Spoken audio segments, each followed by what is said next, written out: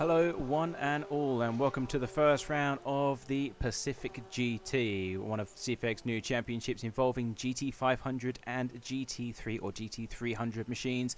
It is the debut round of this small series where we will visit 4 back-to-back Pacific located tracks, the first of being the Sepang International Speedway, and we have some great action unfolding here. We're just about to start the qualifying session. We're already a few minutes in, but we have the GT3s out on the circuit as we speak, and they're all trying to find that optimal racing line to try and get that early lead in this championship. Now, it is only 4 rounds for this series, and that means that every single point available here is going to be crucial for their hopes. And right now we've got some of the GT3 setting their times as Wesley Boycott goes fastest with a 2:02.371. But first, the Sepang International Circuit. Why is it so unique and why have we chosen this place? Well, it's because it's got a great mixture of high speed corners, and the fact that it's so hot here, it's unbelievable. Currently setting 31.7 Celsius on the circuit, and also the track temperature and the air temperature.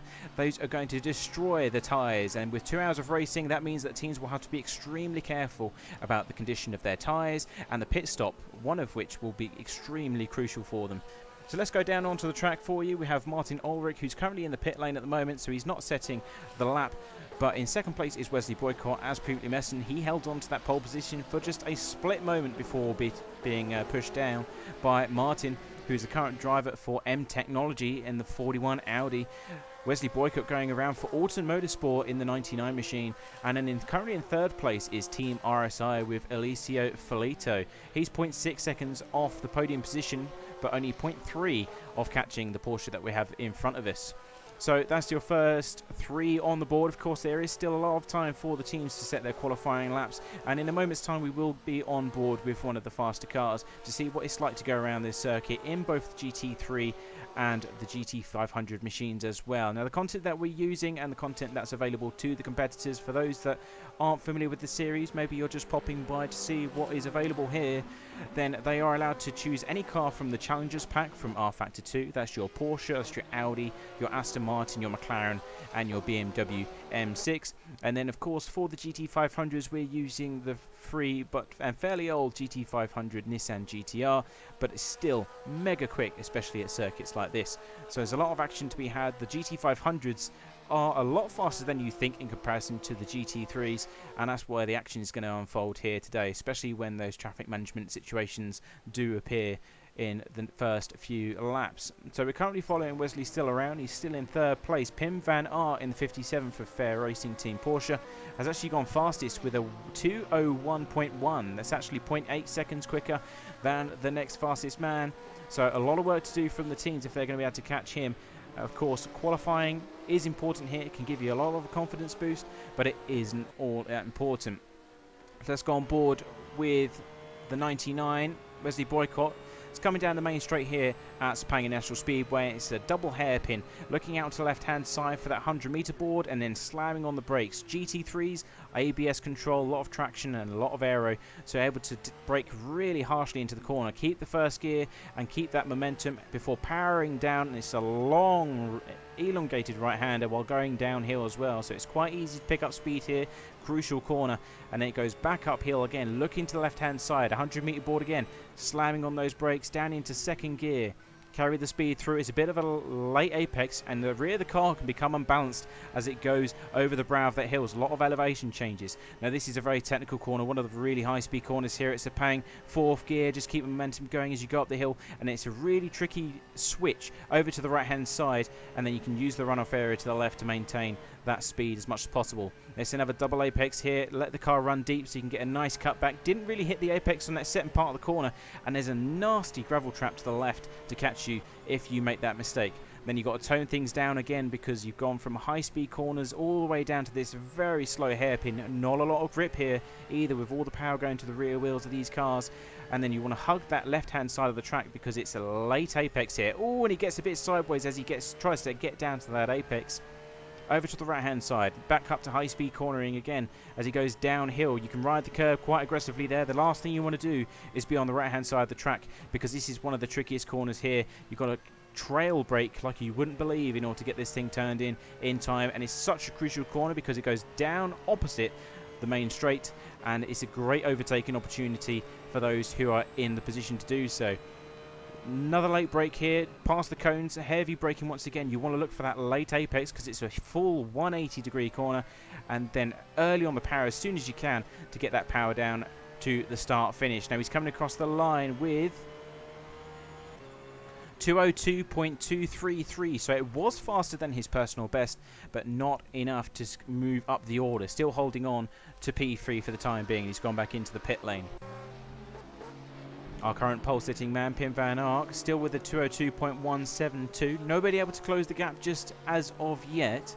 So what we'll do is we'll go through the rest of the order, see what everyone else is doing for the moment. And Daniel Erstling goes into third place for the 87. That's F1 Bros Racing. So that's them up into third place. And that means Autumn Motorsports now losing out on that last final podium position. Team RSI, Daniel Vidimari, still in P5. So a consistent performance from him. And he's driving the Audi. And he's got his teammate behind him at the moment in P6, and he's just been demoted down to P7 by Calvin Reinhardt, and that's for Chaos Engineering. And Pim van Ark's decided to cancel this lap. Obviously it hasn't gone as well as he'd hoped, so he's retiring to the pit lane for just that split moment. And back to number 3 car, because he has just moved up into P6. That's the Aston Martin for Chaos Engineering, doing a fantastic job of getting that car far up into the top 10. Just an idea of what the classes are doing for you. We have 15 GT3 cars, and the rest being GT500. So it's a nice balance of machinery here.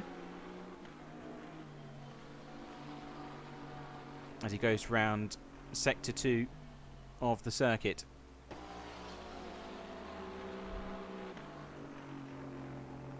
Aston Martin, of course, a very low grumbling sound from that front of the car, compared to the shouty Porsches. Quite a few Porsches here this afternoon. It's a very popular car choice for the teams in the GT300 class. Obviously it's a very balanced machine, very balanced category as well. A lot of BOP, or well-balanced BOP by the Studio 397 team. And we're on board with Alicio Filito. He's hanging on to P7 at the moment. Lap time 202.6. Still needs to do a lot of work if he's going to catch up to the top 5 and the rest of the team. And he's coming down the back straight in that lovely painted Audi. A lot of gorgeous paints here in this series as well. Of course, always nice to see the effort that goes into these cars to make them shine in the Pacific sunshine.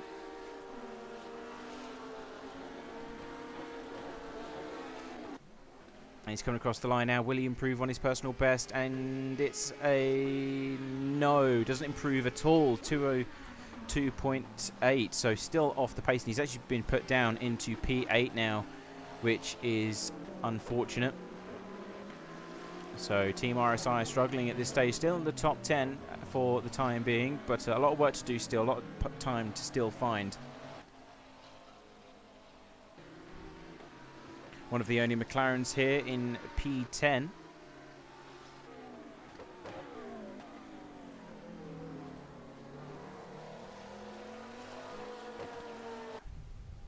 Last lap time 203.213 for him. Last lap time 204. So he's struggling for pace at the moment. Maybe due to a bit of traffic. Not too sure. But nothing too serious. Pim van Ark though still going strong. No improvements that time by. And we are coming up to the halfway point. 27 minutes remaining in qualifying. They've got about 5 minutes left before the GT500s are allowed on circuit. So they've got to get those lap times in fairly quickly if they're going to be able to secure those top spots.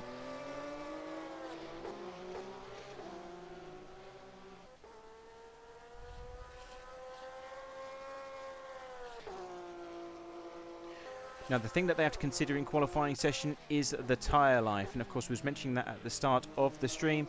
And it's very easy to overheat the tyres here at Sepang. There's a lot of temperature going through those 4 corners, especially when you go into the high-speed sectors here. So, of course, when you're considering qualifying, you don't really want to do more than 3 or 4 laps on the same set, because they will begin to overheat when you're pushing them to the utmost limits. As Pim van Ark finds out, very sideways coming into the second sector there, nearly loses the back end of that Porsche. Luckily that's where all the weight is, and it replanted itself and reinserted itself onto the grey stuff. all under control as he comes down into the hairpin of turn 9 before powering up once more into sector 3. There's a lot of tricky corners here at Sepang as well. There's a lot of blind corners, late apexes, which makes this one of the best circuits to master. It's very tricky. This place can teach you a lot when it comes to racecraft and racing.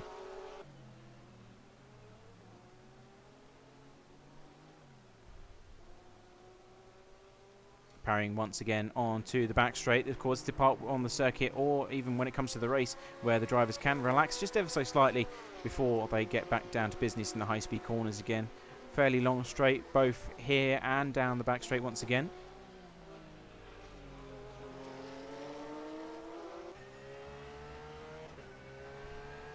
Let's have a look at his last lap time.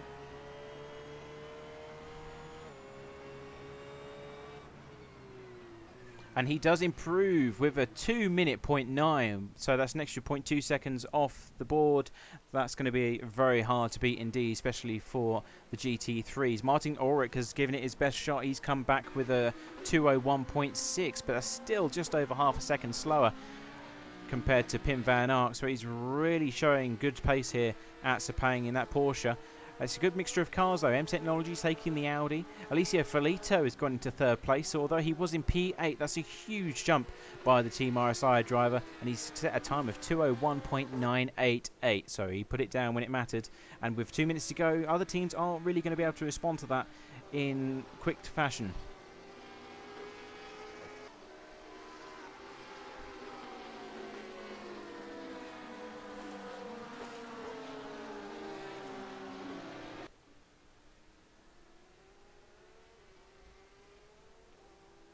I'm currently finding the P6 man, which is Tony Jansen in the 33. Last lap time for him was a 2:02.294. But if he can find an extra 10th or 2, he can definitely move up into P4, just outside of those podium positions. Just 2 minutes left, so he's got this lap and the next one in order to do it. But has he got it in him to find that extra bit of pace before the session ends for the GT300s?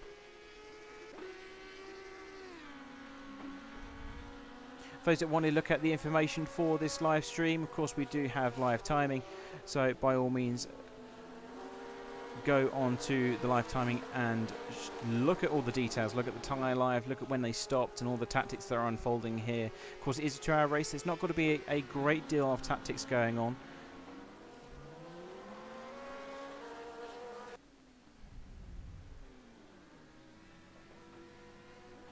And he decided to call it a day. Did he improve in his last lap time? No, he didn't. So no improvements there. He's still in...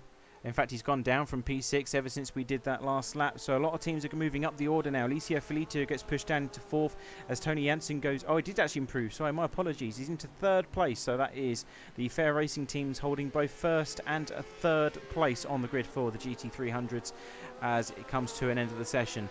Now, one car's just gone out, and that is the 99 from Alta Motorsports. But he's not going to be able to get around the lap in time before the GT500s are allowed out, so not too sure what he's thinking there, but it's definitely not going to work out for him. And 28 cars for this afternoon. That's a fairly nice number. There's only 30 slots available here at Sepang, so 28 out of 30 cars is a healthy number to have, and it's only a small championship before we go on to the major series, which is the World Sports Car Challenge.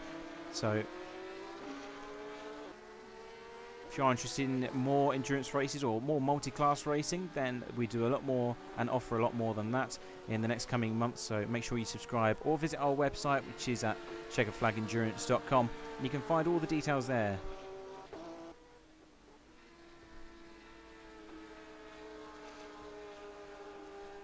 Now we have only one GT3 car that hasn't actually posted a time, and that's down all the way in P25. He hasn't actually left the garage, so not too sure what's happening there with Raphael. He's in 25th place, and that is for... that's the 72 Aston Martin car, so maybe just didn't have time to set down a qualifying lap, I'm not too sure, but that's for Liam Racing Team, so clearly not bothered about the qualifying session, knows that he's maybe going to end up down there perhaps, or maybe he's got something up his sleeve and just having a bit of a relaxation time, save the stamina for the race. Who knows in the mind of a racing driver these days. Now that front of the grid is becoming extremely compact as Pim van Aert, Martin Ulrich, Adam Karkwazeski actually moves out in the 177. That's one of the stock Porsches for this event. And he is now securing third place. Oh, and a big spin there for the Porsche from Pim van Aert. The 57 gets sent 180 and then spins back on itself. And here come the GT500s. So here we see a lot more pace, a lot more performance coming from the grid as they all start to go out onto the circuit limits. Roy McDuff decides he's going to wait it out just a bit longer. But we're now seeing all of the GT500s enter the track limits, and the GT3s will now have to come back into the pit lane.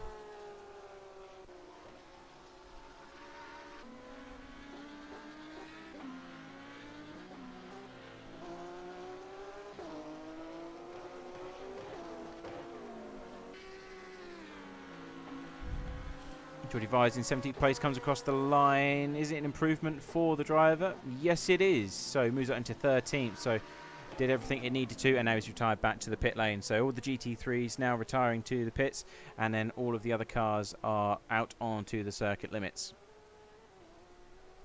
Not too sure why there's a line of cars there, but yep, they're going now. So there we go. Roy McDuff leads the GT500s out. They're still a bit late. They could have gone quite a bit earlier. About 3 minutes is into their qualifying times, but away they go. Hydro Esports leading the way in the GT500s. Now it's a different beast altogether here. The GT500s, there's a lot more aero packaging going on. There's a lot more power coming from the front of that Nissan GTR. And this is really the pinnacle of the Super GT here taking place. And of course, for those that watch your real life motorsport, it's back in 2013, I believe it was, that this car was in its prime. Things have moved along since then, but it's still an awesome package to drive and no doubt a lot of fun to handle at these circuits, especially when we go next week to Fuji and then Shanghai and then lastly at Okayama. So there's a large variety of different circuits that are going to be taking place over the next month, all back to back on Sundays. So if you are looking for something to watch, then it's every Sunday, same time, same place, and we'll be hosting one of these events. Next one is Fuji Speedway, and then it'll be Shanghai GP circuit. So a lot of different tactics will need to be, or different approaches will need to take place. But so there's something to suit all, especially at a place like Okayama. It's very tight, it's very narrow, and that's where it's all going to come to a head, I think.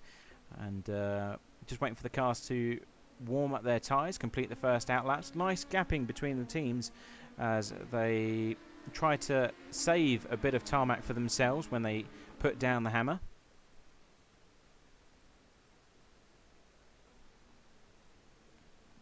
And we'll go on board straight away. It's a nice clear piece of track, and we know he's going to complete one flying lap with Roy McDuff in the 15 Hydra Esports car. Up to 6th gear, you've got that fan winding away in the edge of the cockpit to keep it nice and cool in his virtual world. And straight down into 2nd gear, he's going to want to go deep into the corner to get a nice clear run for this qualifying lap, and he's always wiggling the rear ends. That's where the tyres are not up to temperature yet, and you can hear the engine screaming on the front of the car, vibrates through the chassis and the steering wheel at home before coming down into the hairpin of turn 1. You can go further than the GT3s, just ever so slightly. That's going to be an advantage with the brakes, and then carry that speed through. 2nd gear for Roy McDuff, and then I would have thought he would have gone down to 1st, which he has, and then powers down onto the elongated turn of, or turn 4 rather. Speeding all the way up to turns 4, once again looking for that 100-meter board, heavy on the brakes, and then late apex, hit it square on, and then use the runoff area as much as you can. Back over to the right-hand side immediately. Look at the speed difference that they're carrying through Sector 2 alone. Turns 5 and 6, they're in 4th gear. The engine is screaming away, and he's clocking about 180 kilometers an hour going through the apex of that corner. That's a huge difference compared to what the GT3s are doing. Once again, another high-speed corner here. This is where the downforce is going to play key run. He goes wide onto the gravel, and that's where it is vital here. And he's losing it left and right, and he spins 180. And comes to a rest in the barrier. That was not the way we were expecting that lap to go. That's going to be a harsh start to that session for him. Go on board with the VRC1 machine then. They're using the slipstream with the competition ahead to his advantage. And we haven't actually had any GT500 lap times posted just as of yet. But we'll have to keep a close eye on that. So Roy McDuff will have to post another outlap before he can start setting those times. Just got a bit too much on the power before. The car wasn't really turned into the apex of turns 8, and he just wanted to be a bit more patient before putting down the power, and that's really what caught him out there.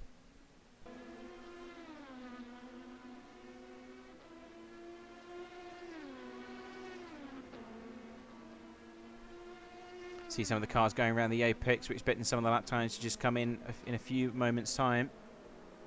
And there we go, 156.8. That's your difference for the time being. 155. And still going down as well. 155.9 coming across the line. They're all coming thick and fast. But 155 is the time to beat at the moment. Singularity Racing by Matteo Caruso is currently on pole position for the class. VRC1, puff of smoke there coming from the front of the car. He tries to get the back end under control. Of course, these cars have a lot more performance, but once they go wrong, it's very hard to wrestle the beast back into position. They really do like to bite if you get things wrong. And another puff of smoke there from the 27. So he's having a hard time here coming into Sector 1, trying to push the car. Just needs to smooth things out just a bit in order to get those lap times in. And the 27 is currently sitting in P6 with a 157.8. And he's decided to get out of the way of the car behind by looks of things. Yeah, he's going to call it a day for at least this set of tyres. Of course, once you flat spot them, then you will have a hard time getting the best performance out of them, unfortunately. So he's obviously realised that, decides that no, I need a new set of rubber on all four corners of this car because they're not going anywhere.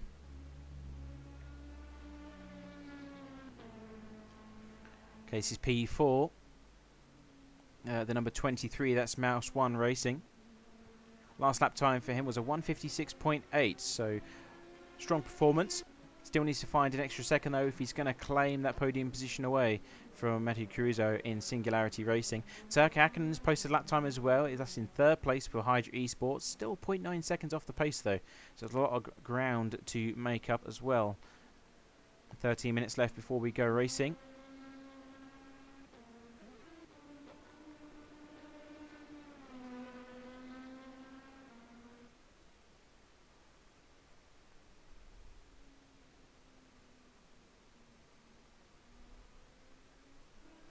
And then coming down the back straight.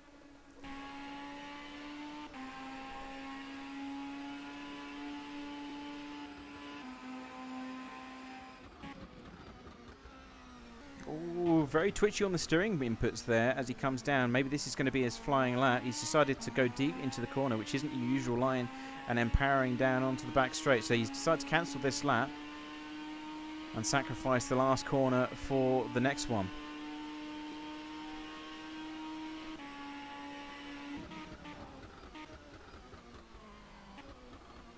Down to first gear, using the engine to do the braking for him as he reached the apex there. Up into second gear, which is an interesting choice.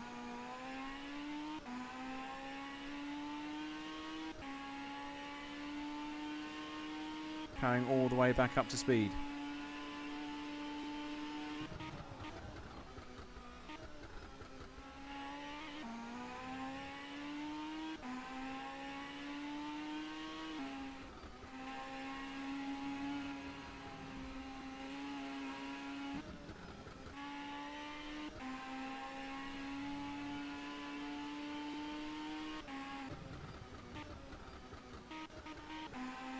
Use of the curbs there, so perfects the second sector to the best visibility. Is it faster though? Let's have a look at some of the times that we've got coming in for him. And Rory McDuff has gone up into P4, so has demoted the 23 down to P5. And he's got a green sector 1 and 2, but it's still 0.6 seconds off that podium position.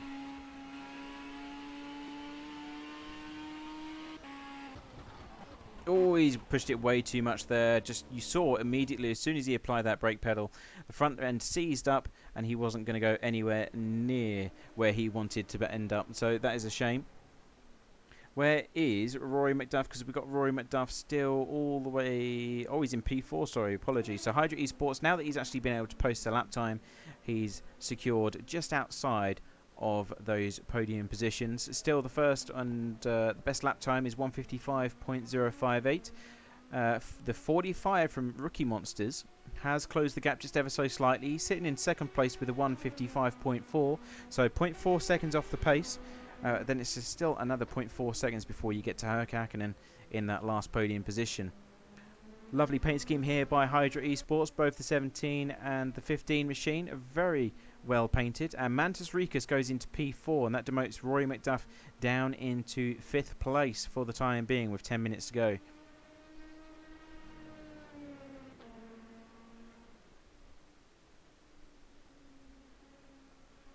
Now, Rory McDuff and Turk Hakkinen, very good teammates. They are very consistent drivers.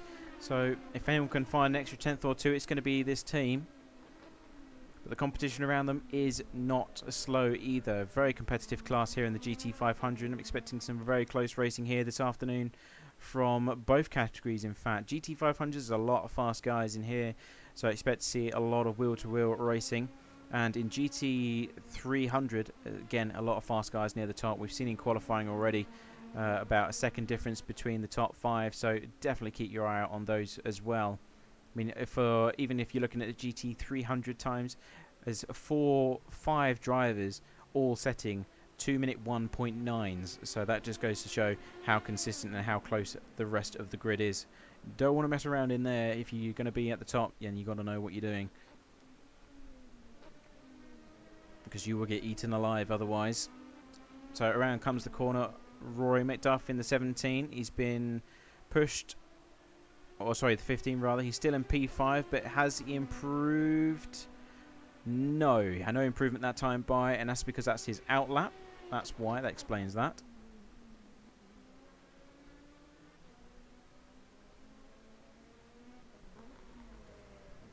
Okay, let's go on board with Rory McDuff then for his second final lap. Hopefully he won't get the commentator's curse this time, and he can actually complete the full circuit without any mishaps.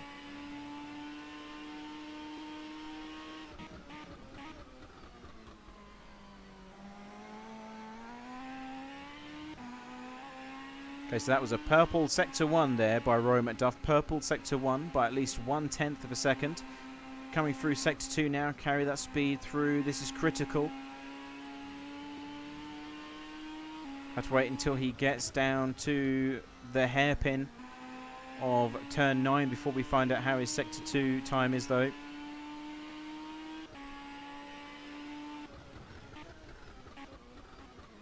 Oh, there's a bit of a twitchy entrance to the hairpin. That might cost him a bit of time. Goes up the hill, and the sector 2 time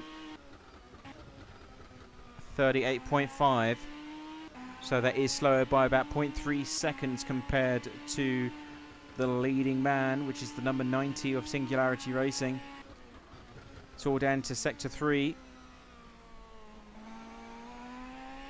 Seems like he lost a bit of time counter-steering before he gets onto the power of the car. Not happy about straightening up that quick. That's going to cost him another 10th or 2 as he comes down into the last corner of the circuit.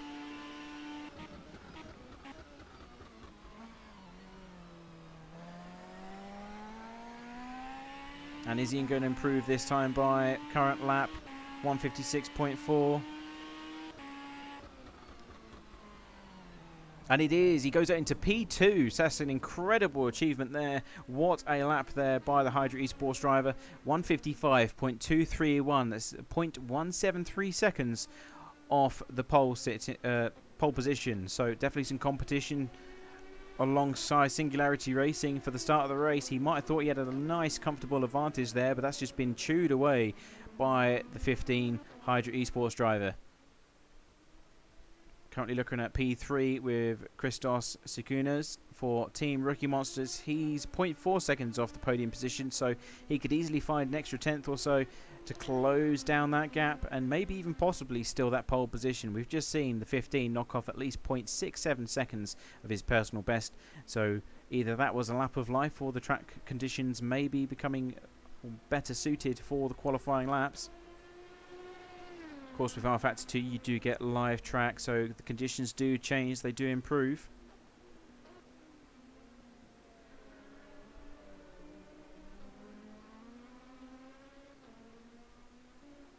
Coming across the line just now. Let's have a look at the lap as he comes across.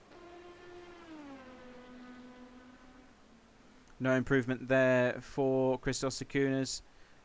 He does improve just ever so slightly, not position-wise, but in time. So it's 155.434, which brings the gap down to the pole position to 0.376. So it's starting to get a little bit tight up front of these GT500s. Oh, Mantis Rikas has a big off there as he switched cameras to have a look.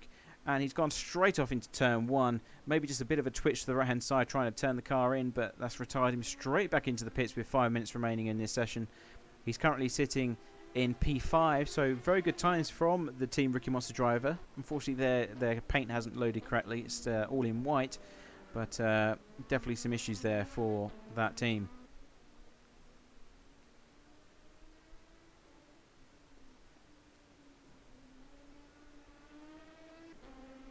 If you are liking the series, then feel free to like and subscribe. There are events coming up, of course, in the near future. Next week will be the Fuji Speedway, so make sure you are subscribed to the channel to make sure you don't miss out on any action. And then the winter season will approach very quickly as well. We've got our 12-hour of Le Mans and also the WCC, or the World Sports Car Challenge. So make sure you don't miss out on any action by clicking that button. It takes just 2 seconds and it helps us out a lot as a channel and a community to grow as well. And all bit of a mistake there from Mouse One Racing as he comes down into the last corner. Wanted a nice wide entry, perhaps he's going for his flying lap this time by. So have a bit of onboard action as he goes across the start finish line.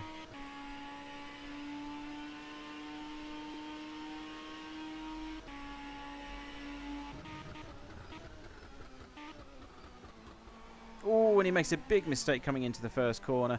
That's going to destroy the entire lap, and he knows it as well. He's pulled over to the side of the track. Now, a person we haven't actually kept an eye on during this session is the number 6. This is the French drivers team. So, very nicely painted cars. He comes down to the second sector, turns 7 and 8.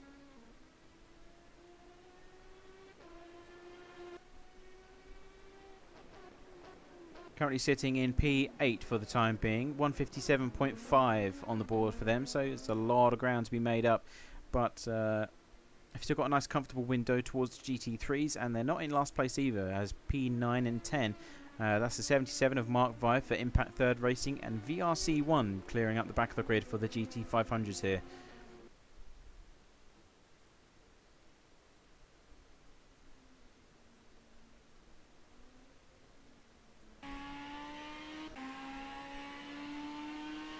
Takakina goes fastest. What a drive that is. So he's just gone fastest lap time, 155.025. That brings the gap down for pole position to 0.033 seconds. Hydra Esports claiming that pole position.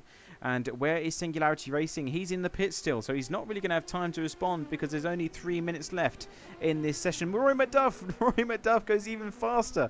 154.988. Sorry, my apologies. So Hydra Esports in the last few minutes of this qualifying session have put everything on the line and have come out on top in the last few seconds. So that is a gap of 0.037 seconds between the two Hydra Esports car, and then 0.070 seconds between Singularity Racing and the 15 car. What a performance that is. And here comes Matteo Caruso. He's decided that he might be able to squeeze in one final lap before the end of the qualifying session. He's going to try his best to deny them of that front row, because currently he's in that last bronze place position. And of course, we all know what racing drivers are like. They have the ego the size of Mount Everest, and securing that pole position and claiming that first place just gives you a little boost as you go into that 2-hour event where you all go racing against one another. Qualifying is important, but it's not as important as coming across the checkered flag with those points. But of course, it is nice to have us at the same times. He's going to have plenty of time to get around the circuit. Of course, lap times are about 154, 155 for this class, so he's going to have a nice comfortable last lap run in order to get this job done and dusted. But in front of him is one of the Team Rookie Monsters cars. That's the 45. He's still sitting in 4th position, but he wants to be careful of how close he gets as he goes onto the gravel trap as well. That's Christos Sakunas, and that's that worry out of the way. Of course, when you're qualifying, you just want to have a nice bit of clear track. Make sure that you're not impeded in any way by the competition. And that's exactly the way it turned out to be. So it's just coming up to the last flying lap that's possible. 1 minute and 20 seconds remaining here at Sepang qualifying.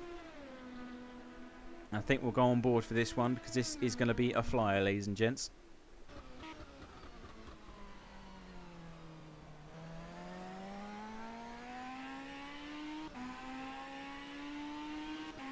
Okay, comes on to the start-finish line now. Okay, so we're officially on our flying lap here on board with Matteo Caruso for the number 90 Singularity Racing Machine. Down into the first corner, turning in slightly. You can see the rear of the car twitching as he tries to get it turned in, carrying as much speed as possible down to first gear. Massive power, using all the curbing on the right there. That might impede the turn in for the next corner as he hugs that white line, using everything available. Up into Sector 2 now.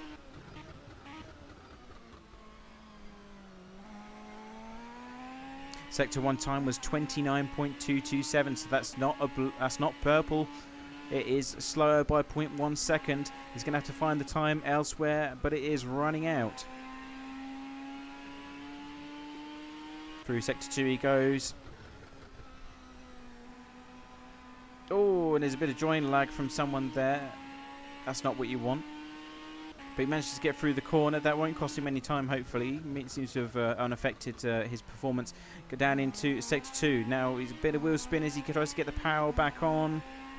Sector 2, I think that's going to be slower. 38.1. It's 0.2 seconds quicker. So, as of now, he is about to set the fastest lap of this qualifying session by 0.1 second. It's pretty much neck and neck coming down into Sector 3.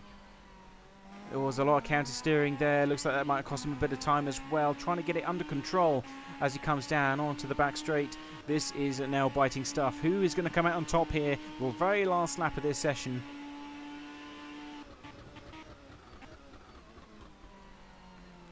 Down to the hairpin, steady on that throttle, back onto the power as soon as he can, use all the curbing, straight ahead, power, power, power. Is going to be able to secure pole position? No, he's not. That is 0.017 seconds slower than the best time here this afternoon. Rory McDuff hangs on by the skin of his teeth, ladies and gents, to hold on to pole position here at Sepang International Raceway, and he has the honours of taking the first podium position for GT500 here at Pacific GT Series. Just to run through the order then, it's Rory McDuff in the 15 that secures that pole position, followed by Singularity Racing in the number 90 by 0.017 seconds. Then Turk Hakkinen lines up behind by 0.037 seconds with a 155.025.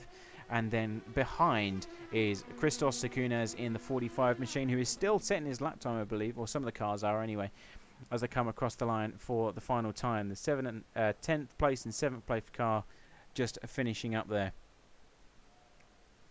That is your lineup for today. In GT3 as well, it was Pim van Ark for the Porsche, the 57, who secured pole position, followed by M Technology in the 41 with Martin Ulrich behind the wheel.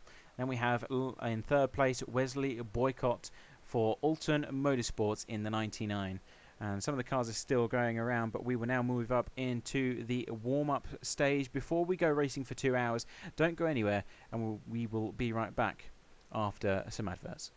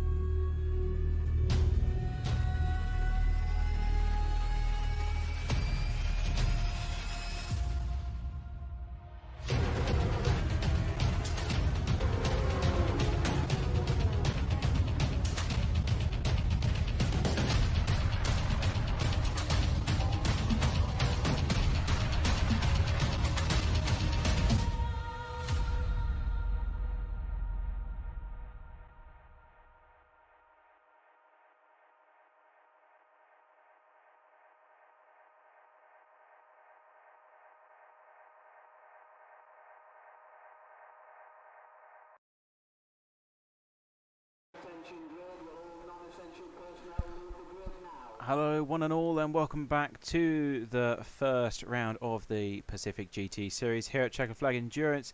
It is the 2-hour, or time to conduct our 2-hour race here with GT500 and GT300 cars. If you're just tuning in, it was a spectacular qualifying session. I highly suggest you go and rewatch that once the stream is done and dusted.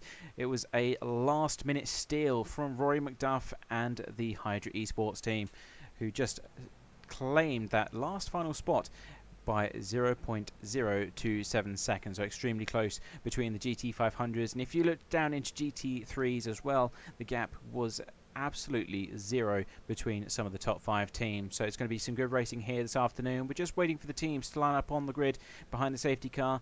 They will complete a 1 lap warm-up, and then they will all be unleashed. For those of you that are just joining, we'll run through the qualifying order before we go racing. So as previously mentioned, Roy McDuff has claimed that pole position for the GT500s. Hydra Esports on pole position here at Sepang International Circuit, and extremely close behind is Singularity Racing. Mattia Caruso held on to that pole position for pretty much the entire session until the last final 2 minutes, when that got stolen away from him. Turk Akkonen is alongside in the 17 on the second row of the grid, and he will be eager to get a 1-2 here this afternoon with his teammate, but it won't be an easy job as the number 90 blocks the way, holding that inside line for the start. And then in 4th place we have the Team Rookie Monster Machine from Christos Zakunas, the 45, and followed by the 23 from Mouse 1 Racing as well. Ibrahim Khan behind the wheel of that P5 machine. Then we have April Karlsvard in the 54 from Realish Racing, and Mark Veit in the 77 from Impact Third Racing. In 8th we have French drivers in the number 6 machine, and then the number 27 in the last final GT500 with VRC1. That is your GT500 grid for you. And going down into the GT3s, we have Pim van Ark in the Porsche 57, holding on to that pole position pretty much throughout the entire first 20 minutes of qualifying, and just fending off by the skin of his teeth the M Technology Audi from Martin Ulrich. In 3rd is Auto Motorsports from the 99, that's Wesley Boycott. And we're going for a restart here, not too sure why. I think someone's trying to rejoin the session, perhaps? Yeah, so someone's trying to rejoin the session. They've had a disconnection, so that is why. So what we'll do, guys, we'll go for a quick commercial break, just ever so slightly, and we'll be back when everyone has rejoined and we can start the warm-up lap. It does happen sometimes, unfortunately. People have internet connection issues just at that pinnacle moment, but we'll be right back, guys, in a few minutes.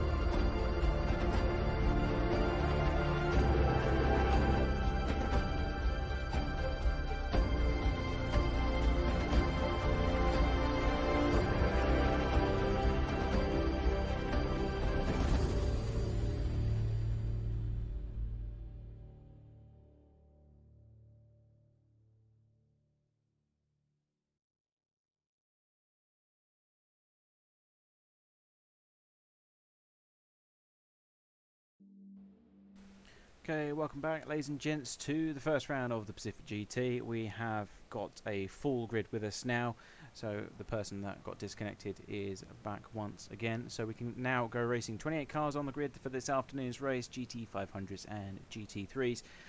Got to wait until the grid is full before the safety car will once again roll into the distance. And just to do a recap, we will run through the orders with you, so you're up to speed with who has qualified where.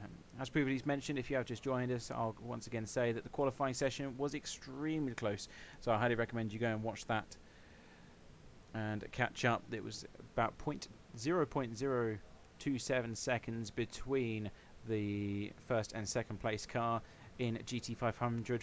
Rory McDuff stealing away that podium position from Singularity Racing, the number 90 machine, who desperately tried to get a last-minute lap in. Did go down into P3 with Turk Hakkinen stealing that second place, but he was able to take that back by the skin of his teeth. So extremely close here between the top GT500 teams. And Hydra Esports are going to be keen to get a 1-2, but it's not going to be easy with Singularity Racing alongside. In P4, we have the 45 from Christos Segunes, and that's the Team Rookie Monster car. And then Matt Beavis, who is a fellow teammate of his, is sitting in P5 close by. So the 23 is in P6 as well. That is Mouse Run Racing. And we have the 54 with April Karsvard from Relish Racing sitting in P7. Last three on the order for the GT500s. We've got Mark Veit in the 77 from Impact Third Racing. And then French drivers who are starting on the medium tyres, mind you, with Quentin, I think it's Fulard, in behind the car in 9th place. Last but not least, it's the VRC1 machine, the 27 in 10th place with Georgi Koltsov, and they round out the back of the grid for the GT500s. In GT3s for you, we have Pim van Ark, who's currently sitting in his Porsche 911 RSR comfortably in that front row for the GT3s. And then close behind is M Technology in the 41 with Martin Orlik behind the wheel in that Audi R8. Good to see two different chassis on the front row here with the balanced performance package from the Challengers pack. But that was a very close fought session, about 0.2 seconds between the two of them as they came across the timing lines. So extremely good to watch those two as the race starts. In P3 is Ultimate Sports with Wesley Boycott. It's another Porsche. And then in P4 is the stock-skinned car from Adam Karkozeski, and that's a 177 in P4. In P5, the fair racing team Audi from Tony Jansen is sitting patiently. And then we have Daniel Vidamari in P5 for Team RSI. His teammate Alicia Felitio alongside in P6. Then Daniel Ersling in P7, the 87 machine, that's for F1 Bros Racing, followed by Shellmeyer Racing and the 91 with Maciej Nurk. In P9, we have the Aston Martin Vantage with Demetrius Papas, and then Calvin Reinhardt for Chaos Engineering rounding out those top 10 positions. Lucas Litchin in the 98 from Madness Racing was able to secure P11. And then we have the 17 from Valtteri. Here we go, another restart, ladies and gents. Seems like someone else is having connection issues. So we're going to go for another quick advert. I do apologise for this. We'll get things sorted and we will go racing shortly.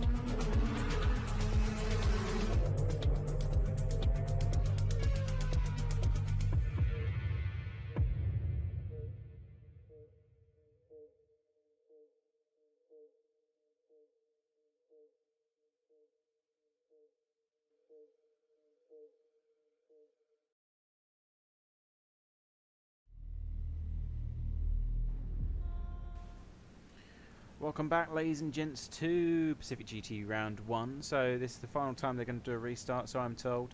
It seems like people are disconnecting at random points or having internet issues, unfortunately, so they've disconnected on the warm-up lap.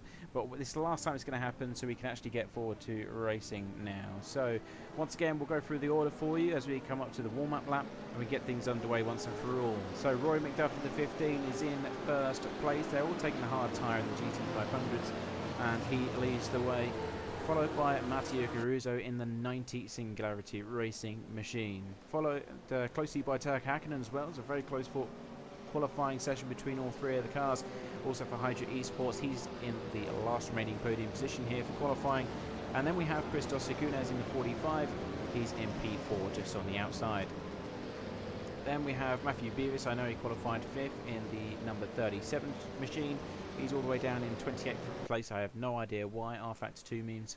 And then we have the 23 car from Mouse One Racing, all the way up in P5. Then that's Abraham Khan, followed closely by April Karsvard in the Realist Racing 54. Mark Veit secures P7 in the Impact 3rd Racing car, followed by French drivers in the number 6 in P8. And last but not least, we have VRC1 with the 27. And that is your GT500 grid. In GT3s, we have Pim van Ark still in the 57 Porsche. He secured pole position from Martin Ulrich for M Technology. And then we have Alta Motorsports with the 99 in 3rd. Tony Jansen is in P4, just outside of that podium spot for the Fair Racing Team Audi. And then we have Daniel Vidamari for Team RSI in P5. Adam Cargossi is in P6 with the 177 Porsche, and then we have the 88 from Alicia Filito in 7th.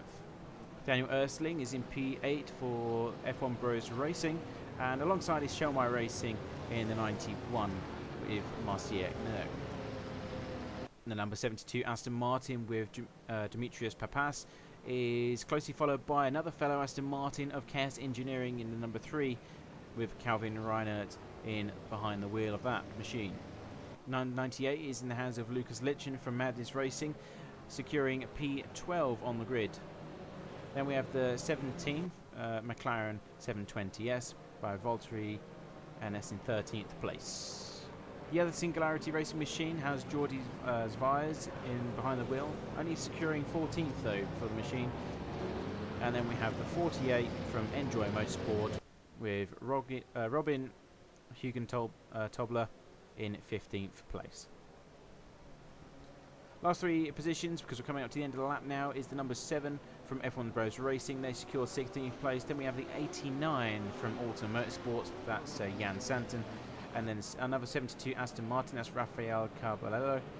And then we have Matthew Beavis lining up at the back of the grid for the GT500s. Not too sure that is the case. Looks like he may be starting from pit lane. I'm not too sure. But that is the grid for you. Before we go racing here at Sepang International Speedway, we will get onto the back straight and then underway. Once that safety car pulls off, he's got to go down this back straight here. He'll peel off to the right hand side. It's a very nice pit entry here for the teams, and then we will be racing. Don't forget to like and subscribe if you do like the action that's unfolding before you, and hopefully we'll be able to see all these teams come across the checkered flag in 2 hours time. Brace yourself, ladies and gents, we're about to go racing very shortly. Make sure you got plenty of snacks, biscuits, tea, the rest of it ready and on hand, because you don't want to miss any of this action. Rory McDuff will be in charge of the field for the start. Has to wait until he gets to the start finish line before he is allowed to take that field racing. GT3's in the background there waiting to do the same. And we are racing. Away goes the number 15 from Rory McDuff. And Turk Hakkinen looks down the inside line. He might be able to look for an advantage here. They're going to go 3 wide maybe into the first corner. Looks like Singularity Rating going down the inside line. They're 2 wide into the apex, but the Hydra Esports team will run wide. But he's got the nice defensive manoeuvre down onto the inside line. The number 90 looking eagerly for his chance to get past. Here come the GT3s as well. Pim van Aert moving up the order. No overtakes there for the 41. No opportunities presented, but here comes that's the 99 machine under pressure from the 177. Is he going to defend in time?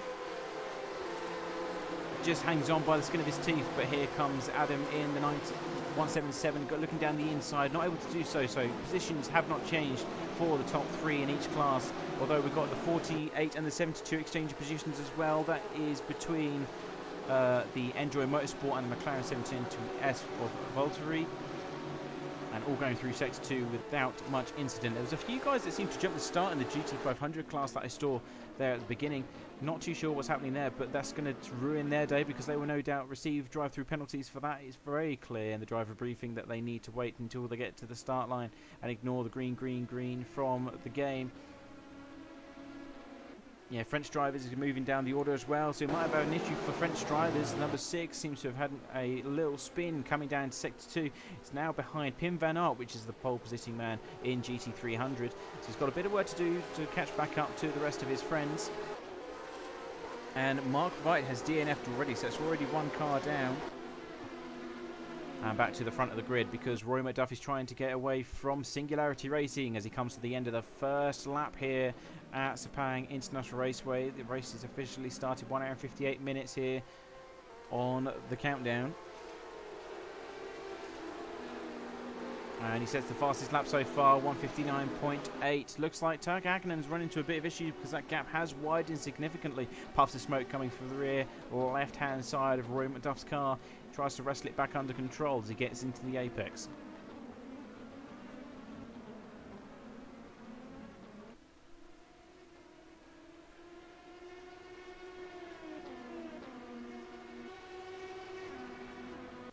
And the number 30 car, which is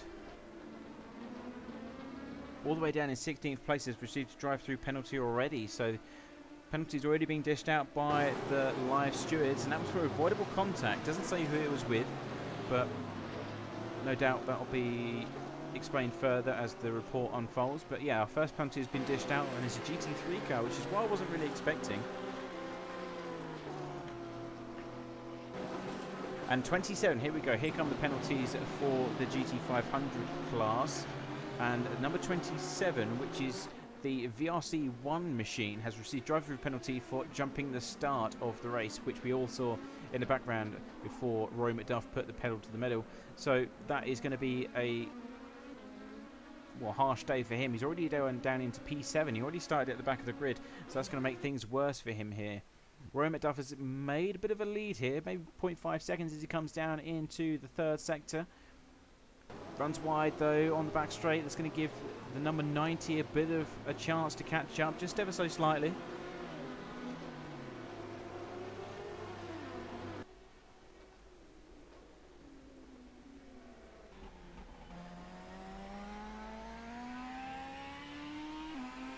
Let's get the live timing information up on the screen for you. He's going to come across the timing line. Is it going to be a new fastest lap? Yes, it is. 1:56.584.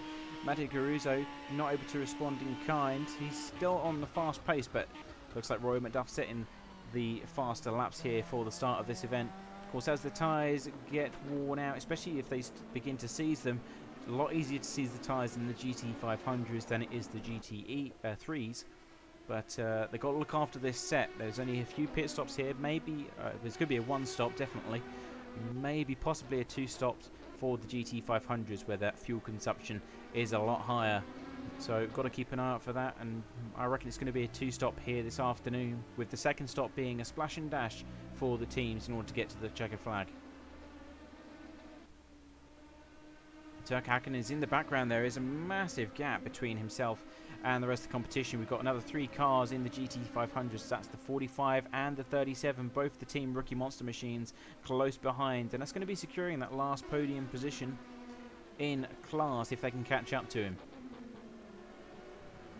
Now, knowing Turk Hakkinen, he's been with us for many years. I think it's around 2.5 years that he's been racing here at CFEG. He won't make it easy for them. He's going to try and defend that last podium position with everything he has, whether it's the start of the race or the end of the race. So let's see how that unfolds as best we can. Temperatures are going up to 34.8 degrees now, so it is really hot here as the race is unfolding. And of course, that's because it's in the Pacific, so you expect to see that kind of temperature at this part of the world. And let's go down into the GT3s, down to 19th place, Calvin Reinhardt. Of course, everyone's trying to go left, right and centre. A lot of cars are exchanging positions here. There's another white car going by, not too sure who that is, but we're on board with Calvin Reinhardt. The 48 behind. That's Demetrius Papas in the 72, which actually is stock skin, so I'm not too sure why that hasn't loaded correctly. That's one of the Studio 397 cars that he's decided to take, but not too sure why he's decided to paint it all in white, but strange things. Look at all these GT3 cars coming down the back straight. And there's further issues for the French team with the French driving GT500 car. They're all the way down in P11 now, so that has allowed M Technology to go through as well. That's actually widened the gap between them and Pim Van Aert. It's down up to 1.2 seconds as we're coming to this stage of the race. And Roy McDuff is under attack from Singularity Racing. This is for the lead in GT500. Look at that tighter line that the number 90 is taking from behind. It looks like Roy McDuff is pushing that car just ever a bit too hard at the moment, whereas the number 90 looks planted and a bit smoother, and that's where he's gaining all that time at this stage.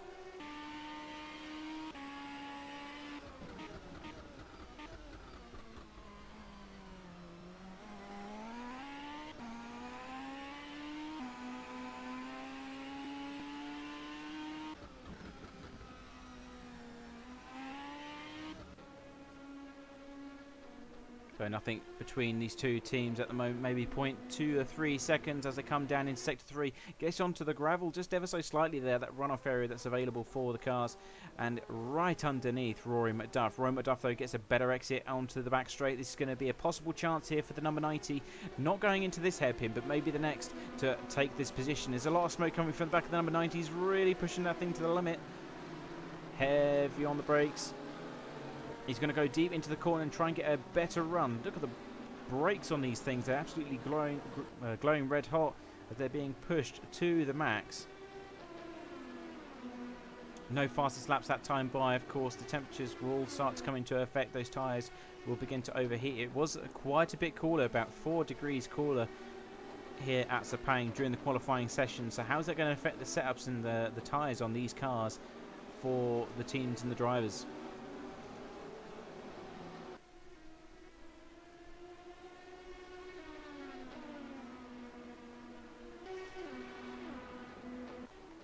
Gaps widened to about 0.5 seconds now. Let's go back to Christos Sekunaz because he is in a three-way battle for third place between him, his teammate, and Turk Hakkinen as well. This is the GT500 battle. 0.3 seconds coming down into Sector 2. His teammate's making a lot of ground on him as he comes down into the apex of turns 5 and 6. And we're going to go back to GT3 now because there's an issue for that number 6 car. He's really struggling for pace, and the GT3s behind are actually starting to suffer as a result of it. Of course, down the main straights, he's able to push away from the rest of the cars, but in the braking zones, Tony Jansen just wants to get past. He wants to be able to get through. He's currently sitting on P4. And we've had, I think that's another DNF, is that we've got a second car that's all the way down in P26. That is the Mouse 1 Racing team. That's Ibrahim Khan behind the wheel of that car. He's in the pits. He's changing tyres at this early stage with 10 minutes in. So, very strange tactic. Maybe he's gone for a higher tyre pressure. Maybe he's realised that it's not working for him. But that's the first pit stop of the day, ladies and gents. Back to the 41 from M Technology. They're in second place at the moment. And just in the corner of the screen there, you saw Pim Van Aert in the Fair Racing Porsche. He's making headway into the lead. About 1.4 seconds at the moment. So making good ground constantly. It's up to 2.6 seconds now of a lead compared to the Audi. And there's a fairly large gap before we see the rest of the competition. That's in the hands of the Alton Motorsport 99. You just see him coming over the brow of the hill, and then there's the French driving car. So a fairly large gap at this early stage. Only 10 minutes in, and we're already beginning to see a few changes and gaps present themselves.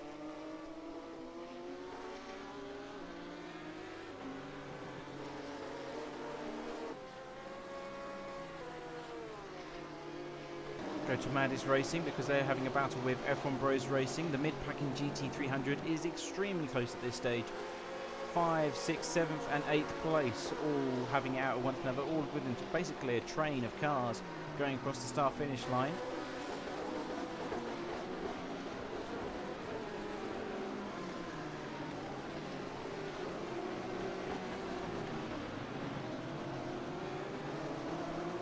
The 177 trying to find a way through and past, and that is a battle between himself and Daniel Vidamari in the 13 car. That's from Team RSI. Looks down towards the inside. Both the Porsches really trying to push the limits onto the apex of turn 5. Team RSI go a bit wide. He's going to possibly look down the inside, but tucks in behind, thinks better of it, as this is pretty much a one-car corner here in Sector 2. You've got Tony Jansen just up ahead as well, so he's going to be looking to keep that position as best he can in that Audi R8. On board with the 177, currently sitting in P6 in class. Riding that curve a bit, wants to stay out of the gravel, just manages to keep it clean. That will really put a lot of dirt on those tyres. Always goes down the inside. Surprise attack from the 177 against the 13 of Daniel Vidamari, and they're going too wide through Sector 3 as we speak. 13 has the inside line though and will defend.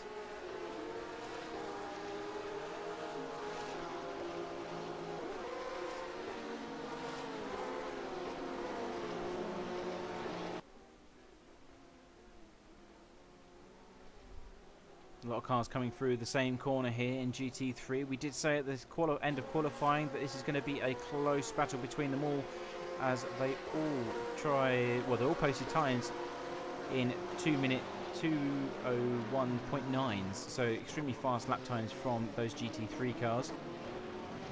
And literally 1/10 between all 5 teams, so it just shows the consistency here from cars. Most of them being Porsches, but we've got an Audi and a McLaren here as well. Just spread out a bit as they come down the back street. That slipstream obviously being in effect for all of them, other than Tony Jansen, who's leading this particular pack.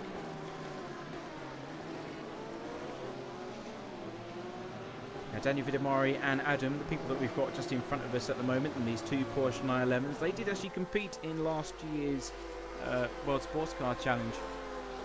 Old foes, as it were. They did actually compete very closely with one another. You couldn't really put a piece of paper between the two of them, and it looks like it's the same here this afternoon as well. Team RSI won the first season of WSCC, and unfortunately less luck in the second season, but just goes to show that they are evenly paced here between the teams. Pim van Arch is in a world of his own at the moment, with M Technology close behind Bear at 2-3 seconds. We've also got battles going on in the GT500 class as well. We'll try and keep an eye on as much as we can for you, ladies and gents. Of course, the higher battles will take priority, as they usually do here at the CFEG live streams.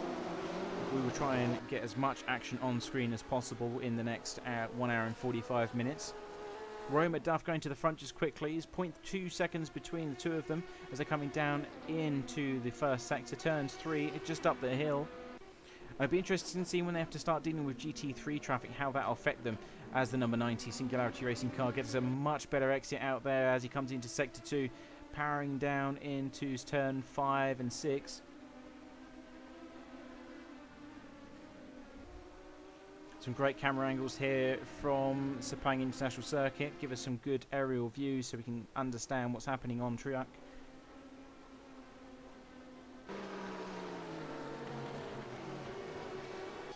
And it's now widened once again down to about 0.4 seconds. We know Singularity Racing stronger down to the hairpin of turn 9 though.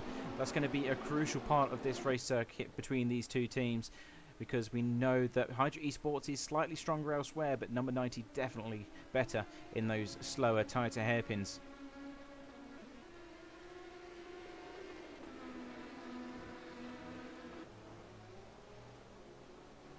Back to Daniel Vidamari and Team RSI. There's still 0.3 or 4 seconds between these guys.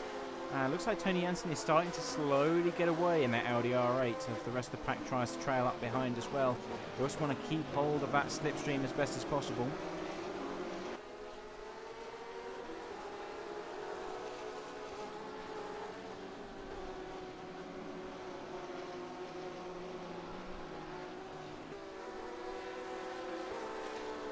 also got a battle between Matthew Beavis and his teammate as well. So it's all happening all up and down the order at the moment. And we've also had an issue for Turk Hakkinen. Turk Hakkinen has gone all the way down into P5.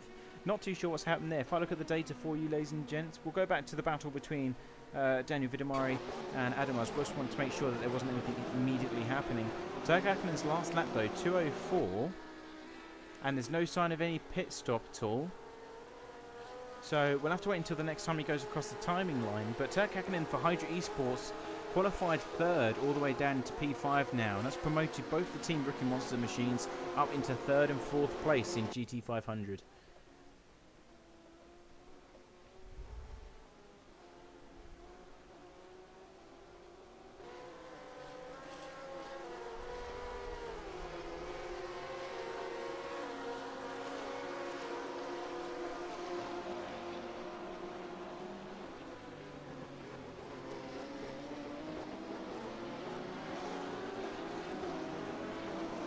Still 0.7 seconds between our leaders, and that's a car coming into the pit lane there. Was that Lucas Litchen? Yes, it was. So that's the 98 Madness Racing Porsche coming in from 8th place. Maybe for the splash and dash here. We did say that they might need just a quick splash of fuel before continuing on with the race. They might go for a tyre change. Not too sure. He's slowing very gradually to a stop to get into the pit box. And is the tyres going to go up on that? No, he's decided to... Has he decided to call it a day? Not too sure there. Had another DNF. That's Alton Motorsports. That's the 89 from Jan Santon. Or it might be a driver change actually happening. Just come to think of it. Not too... We'll have to come back to them in just one moment's time when things become clear. Going back to the leaders though. And we have actually had a change. Matteo Caruso, it always happens when we're not looking, has taken the lead of this race in that number 90 Singularity Racing car. Hydra Esports braking early coming into the apex of turn 1. Obviously doesn't want to have an incident, but we missed that. Unfortunately, we missed that only one pass that we was waiting for, and it probably was down into turn 9 as previously mentioned, because that's when it seems to have done the change. Was looking at the 98 Madness Racing car coming to the pits for a moment. And now it's up to Rory McDuff to claim that first place back as best he can. Of course, plenty of time to do it. 1 hour and 41 minutes still remaining. But that's going to be a kick in the teeth for the driver.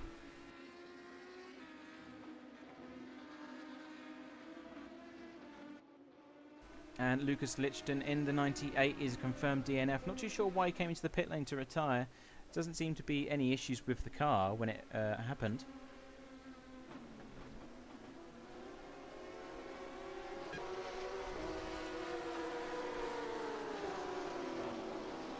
So Singularity Racing leading the way here at Sepang for the debut round of the Pacific GT Series. Has he got what it takes to hold on to it and get to the finish line in that position? Of course, Roy McDuff won't make it easy for him. Turk Hakkinen, oh yeah, we was waiting for Turk Hakkinen to come across the timing line. There was no pit stop there for the Hydra Esports team driver as well. So he's back down to P5, and that is completely out of sync, not part of the strategy at all. So that is official. The two Team Rookie Monster drivers are back down in third and fourth place. 0.2 seconds between the two of those guys as they come down onto the back straight. Of course, got to be extra careful there that they don't get involved or tangled up with one another, because they are teammates, and those points will be crucial on those boards, those championship points there.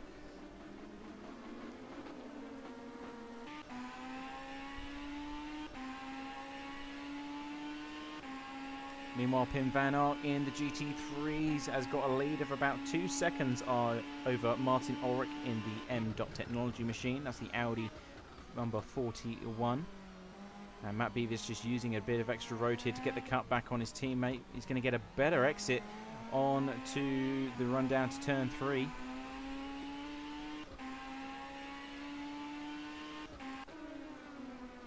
These cars carrying some insane speeds in some of these corners. It's a pleasure to watch them go around their circuit.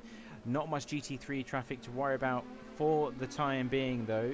The first place car from Matteo Caruso is just coming up behind the car that's in 22nd place. That's the Singularity Racing number 30 machine, actually, funny enough. So he's just passed his teammate. That's going to be a fairly clean exchange of position, as it should be. Of course, not going to be an issue either for Rory McDuff. Although, is he going to be able to catch him in time for the hairpin? No, he's not. He's actually going to get stuck behind the GT3 car. And that's going to cost him a lot of time. Powering down up towards the hill, he's going to hold on to that racing line. And Hydra Esports going around the outside. But look at the gap now compared to the two machines. Considering they were 0.4 seconds away from each other, that's now increased all the way up to 2 seconds. So that's a big blow for Rory McDuff there in his hopes to try and hold on to the back of that slipstream. Let's go back to the mid GT3 pack. Well, just off those podium positions with Daniel Vidamari. He's still having a battle with Adam in the 177, and Tony Jansen not able to get away at this stage. Oh, Adam looks down the inside of the curbing into the second hairpin. Just about hangs on to that position. Daniel Vidamari giving him the space that he needed to make sure a collision didn't occur. And this is going to spice up to be a great battle between the two drivers here. This is for P5 in class.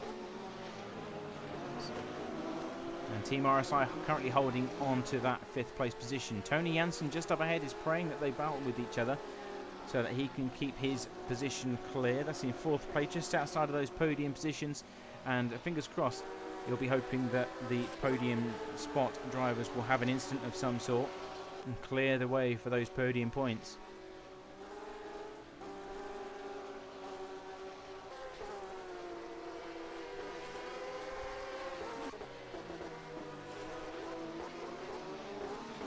.5 seconds. So it's actually just 1 second separating all 3 cars here.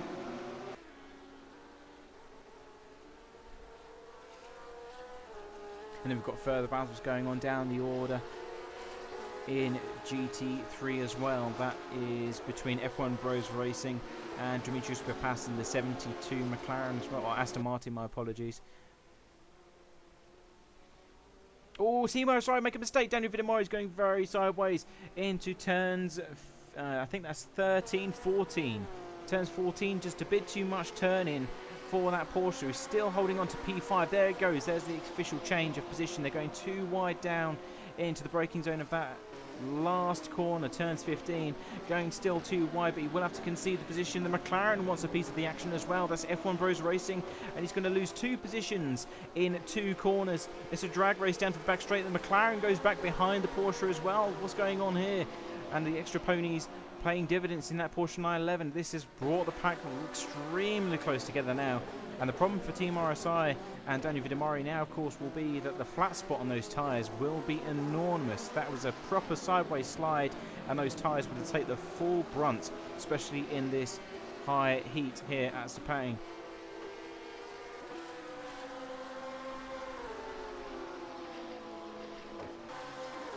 Still able to hold on to the P6 though, so he's only lost out on 1 position. It was very nearly 2 positions and would have been down all the way to P7.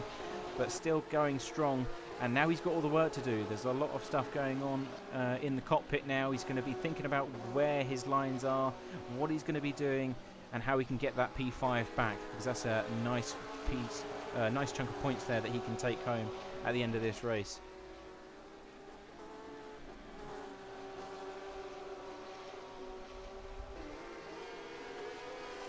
Roy McDuff has gone down into P5, so that is, I believe that'll be a pit stop that's just taken place. Roy McDuff, let's have a look at the timings. It was a 2:10. He did suffer some damage according to the information I'm receiving. The 3rd sector was a 1 minute .5. I believe that was a pit stop though. However, I can't confirm. So he's gone down to P5 behind his teammate Turkka Häkkinen. And the pits aren't showing on the board, so maybe there was another incident between the 2 Hydra Esports cars. If that is the case, then it's not going to be a very good afternoon for them, as they all seem to be attracting the damage and the spins and the bad luck.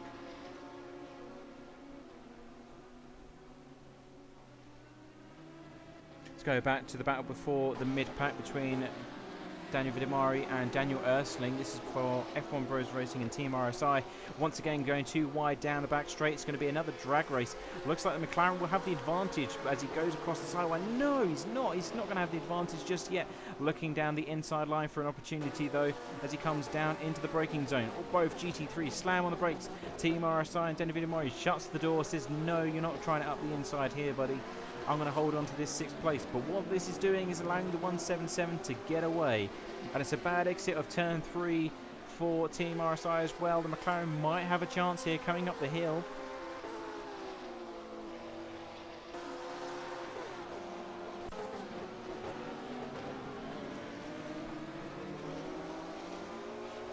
.3 seconds as I come through to sector 2 now.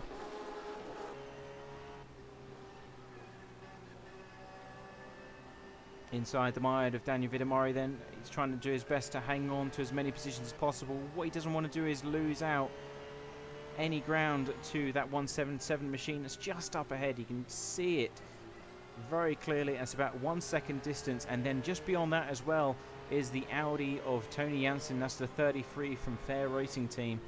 Wants to do his best to keep hold of that as well. And we've just been confirmed in the chat that there was a mistake from Rory. There is no actual pit stop as I suspected. So that is an official position there from the 15 and 17. They've moved down to 4th and 5th. And in comparison to the rest of the competition, that is 0.7 seconds behind Matthew Beavis and the Team Rookie Monster Cars. And they're right behind one another as well. So it looks like we may have a battle in the GT500 class. We'll keep a quick eye on it as best we can. But right now we're keeping our eyes fixated on this battle for P6 in GT3 for the time being. McLaren going deeper this time into the turns 15. He's going to want to get the cut back as best he can. He tucks himself behind the Porsche, who no longer has a slipstream from that Porsche ahead. Will the McLaren have the ponies? He's closing, closing, closing. Looks down to the inside line. And he's trying it. And oh, he nearly taps the back end of that number 13 Porsche. Very close indeed, but manages to get it tucked in nicely behind once more. That McLaren seems a lot more stable than the Porsche at this stage of the race, but just not able to finalise that killer blow to steal that position away.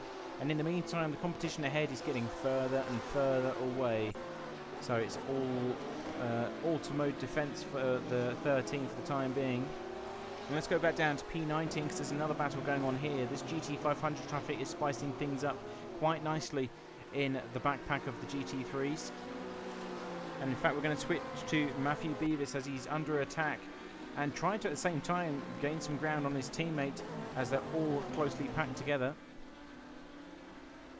So Matthew Beavis is about 5 seconds adrift of Christos Sakunes, who's his teammate. So maybe the traffic causing some issues there. And right behind by 0.9 seconds is Turkka Häkkinen and his teammate Rory McDuff as well. So we've got 1, 2, 3 GT500s all trying to make way through the same piece of track here while vying for position. Matthew Beavis is currently holding on to P3 in class, so if Turkka Häkkinen can get by, he'll be back officially where he started on those podium spots.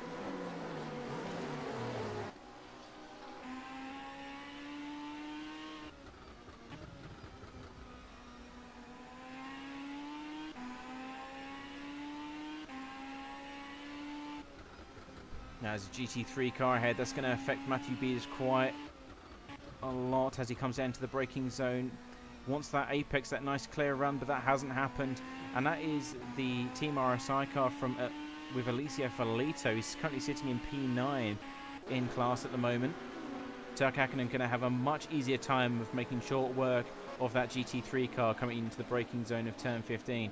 He won't have any issues whatsoever to get that car turned in. Oh, runs a bit wide though on the exit. That's going to cost him a lot of time as his teammate is close behind as well. Goes round the Audi R8 and he will have a slipstream and be ready to take that position away from his teammate. This is when things start to get interesting, ladies and gents, when you've got two teammates trying to reach their personal best performance. Looks like maybe Rory McDuff will have the advantage. He definitely qualified faster, just by the skin of his teeth. It'll be interesting to see how they navigate this difficult time in this race. Only half an hour elapsed. Any team orders going to come into effect? Maybe a goodwill gesture from Turkka Häkkinen, or will they decide to battle it out?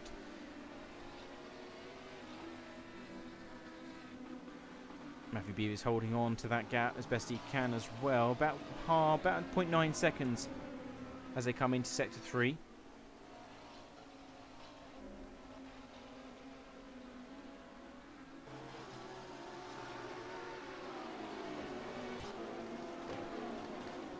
And interestingly, if we go back down to the lead battle in GT3 as well, because Pim van Ark has... Oh no, it was just live timing. So live timing said it was down to about 0.9 seconds, but it's all gone back up to about 2.2 seconds, to apologise. So that gap has pretty much maintained itself.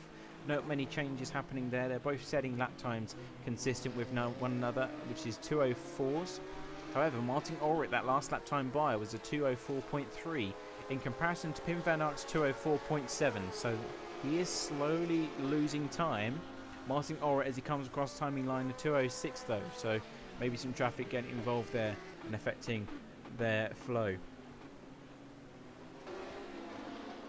Turk Hakkinen once again under attack from his teammate, though they both got stuck behind some GT3 traffic, and it's going to be a drag race down towards turn 1.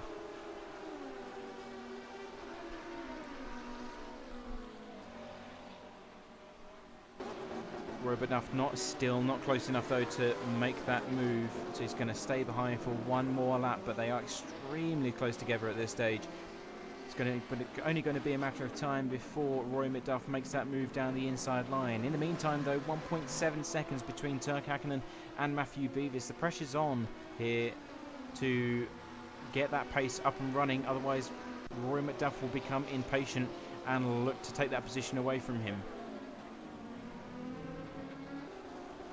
It is I am faster than you kind of situation right here.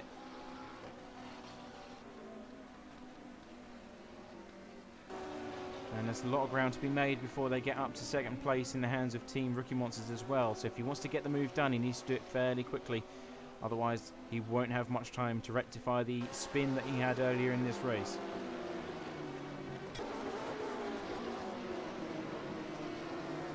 Just a quick update regarding Daniel Vidamari and Daniel Erstling. Still 0.5 seconds away from one another, so the gap has widened just ever so slightly. And so far, we've had 4 DNFs. And that's in the hands of Mark Veit, Jan Santon, Mouse One Racing and the Madness Racing team as well. So it's 4 DNFs and we've still got 24 running cars here at Sepang. It's a very nasty circuit. It can catch a lot of people out if they're not careful. And the F1 Bros Racing cars run wide. That's the one that was fighting with the 13 of Team RSI. And that's going to be a fairly comfortable gap between the two of them. Seems to have put Roy McDuff off a bit because he's widened that gap. Bit of a twitchy rear end as he come down onto that back straight. It's down to Turk Hakkinen now to take advantage of that and power into the distance. Still got Matthew Beavis just up the road by about 2 seconds.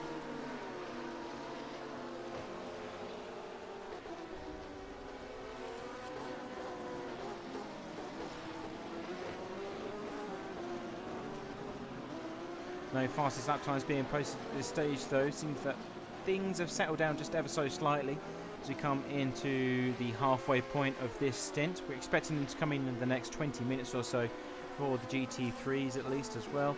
So expect some tactics to unfold here.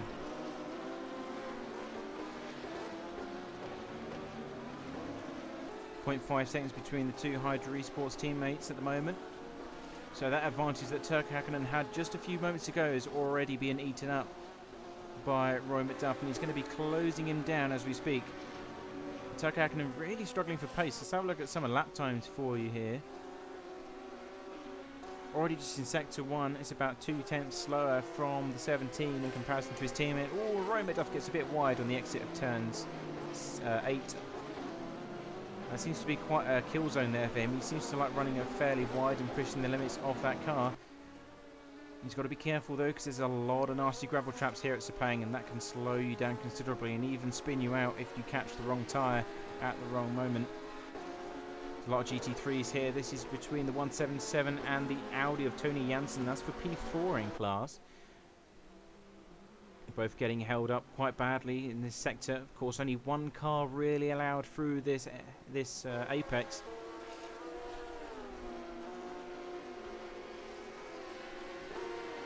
Both split the Audi going one way and the other.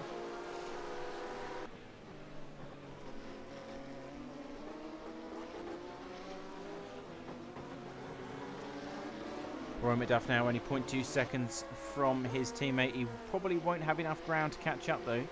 As Turk Hakkinen's got a really nice exit there. Yeah, widening it up to 0.6 seconds already.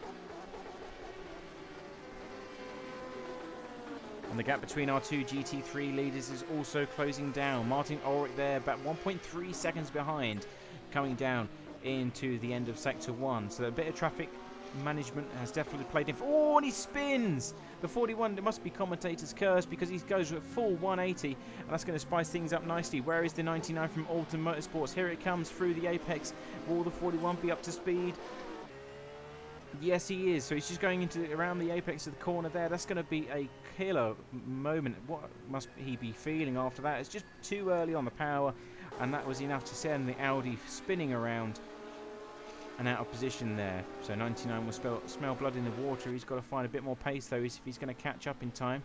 Here come the GT500s. Oh, and Turk Hakkinen goes wide. Turk Hakkinen goes running wide off circuit, and that allows Rory McDuff to move up into 4th place. That's the second mistake there from the Hydra Esports driver. So things are going from bad to worse here in the garage, and he's going to struggle even more. Of course, the gravel on those tyres means he will have 0 grip, especially through the hairpin of turns 9. That is a low downforce corner as it is. There's very little grip available there. Mix that with a lot of stones in those tyres, and that means things will be even more slippery, and he just gets caught out, sending the car even further down the order. Still holding on to P5 though. Next car in competition is April Karsvaard in Realist Racing 54, and he's just coming up behind by about 2 seconds now.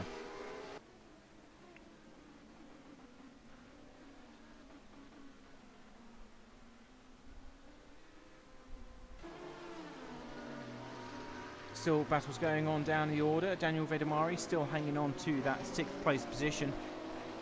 That 177 driving up the road, but that McLaren not giving much room for the 13 to breathe at this stage. Seems to be hanging on to that slipstream. 0.6 seconds coming down onto the next lap.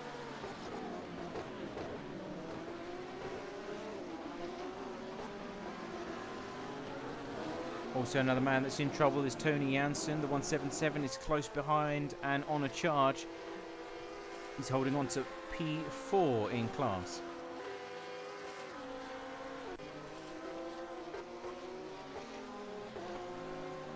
Oh, and a mistake there for the 33. Goes around the outside for the 77. And that's going to be a freebie there for the rest of the teams. Here comes Daniel Vidamari and also Daniel Erstling as well. Seems to be a very nasty corner for the GT3s to spin out on. Of course, they do have ABS. They do have a lot of aero package. But if you push them too much, they will decide to snap, especially that Audi.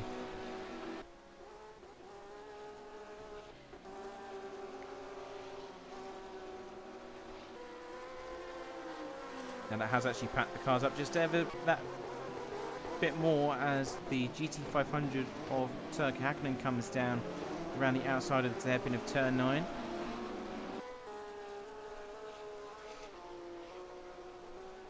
And that's put the McLaren off pace as well. He's just caught back up again thanks to the manoeuvre down to the inside line from the Hydra Esports Fit GT500.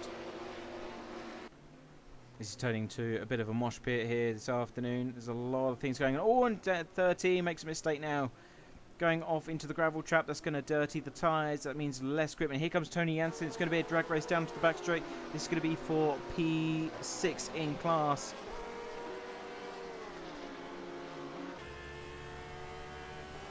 Audi's got a few more ponies and he will have the slipstream looking down that inside line. He knows that the car ahead has dirty tyres as well, so he's going to be trying to use that to his advantage as best he can. Looks like the Porsche is definitely set up for those long straights though. Starting to reel him in just ever so slightly, but I think it's a bit too late to take advantage here. And that Audi really closing up under braking. Seems to be the stronger of the two. Just seem to struggle getting back on the power as they exit second hairpin though. So it looks like the Porsche is strong in that respect. Of course, the engine is located in the rear, so it's a lot better drive, a lot more grip being pushed down to the rear of that car, and it's just these silly mistakes that the drivers are making, and it really does change the face of this race. And in such a short time as well, obviously 1 hour and 19 minutes remaining, that can be the end game as well. That can be change the entire race altogether.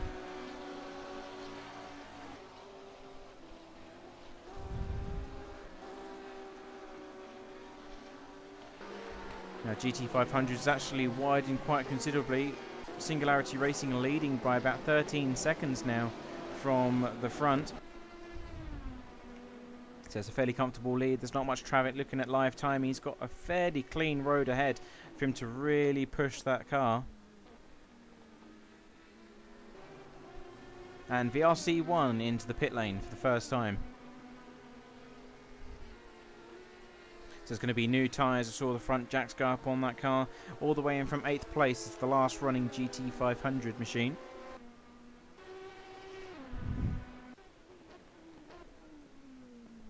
But Matteo Caruso was really settling into a nice rhythm. Took the lead of the race. And it was just Hydra Esports, both their drivers running into a few problems early on. Could be the temperature here at Sepang. Catches a lot of people out, and that's why he's got such a nice, comfortable lead at the moment. Roy McDuff and Turk Hakkinen, both the Hydra Esports drivers, now sitting in P4 and 5 respectively, with about 3 seconds before they catch up to the Team Rookie Monster machines.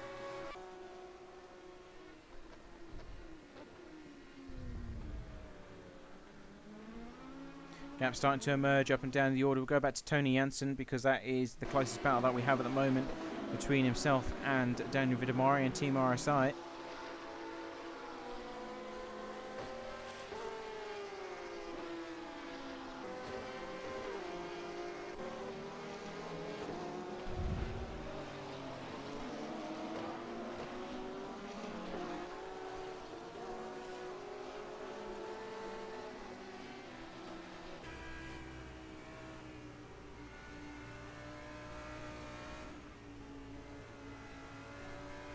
And Tony Jensen was leading this pack of cars all the way up into P4 before he had his small off.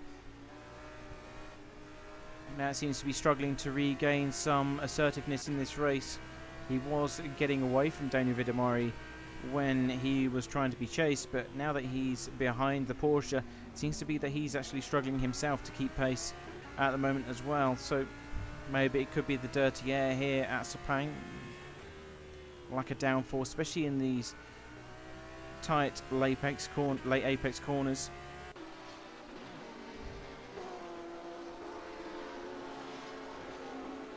Using all the track available to gain as much time as he can, but he will have lost that slipstream now at this stage. Gap is now up to 1.2 seconds, so he won't get much of a slipstream, unfortunately, coming down onto the back straight.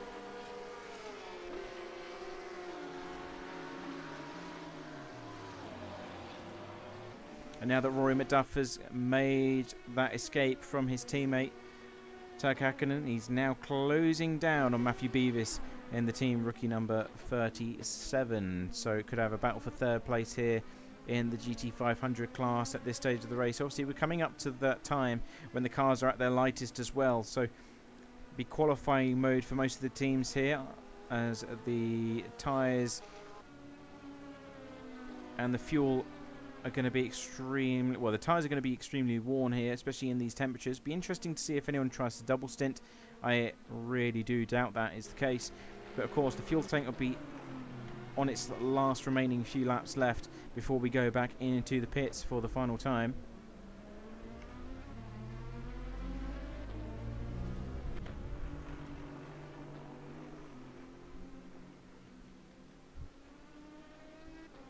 Now down to 1.5 seconds though, so he's catching up at a good pace here. Matthew Beavis isn't a slow driver either, one of the fastest that were present at the PTLM, or Petit Le Mans. The good thing for the drivers here is that it's a fairly open piece of tarmac at the moment. There's not much GT3 cars present, they're mostly going through Sector 2 as we speak. So that means he can really focus on what he needs to do on a lap-by-lap basis. He can focus on the driving and each corner as it arrives. Doesn't have to worry about traffic management, doesn't have to worry about what he's going to do and how he's going to read the cars ahead, Because for now, it's just him, the circuit, and the car ahead until the next few cars arrive.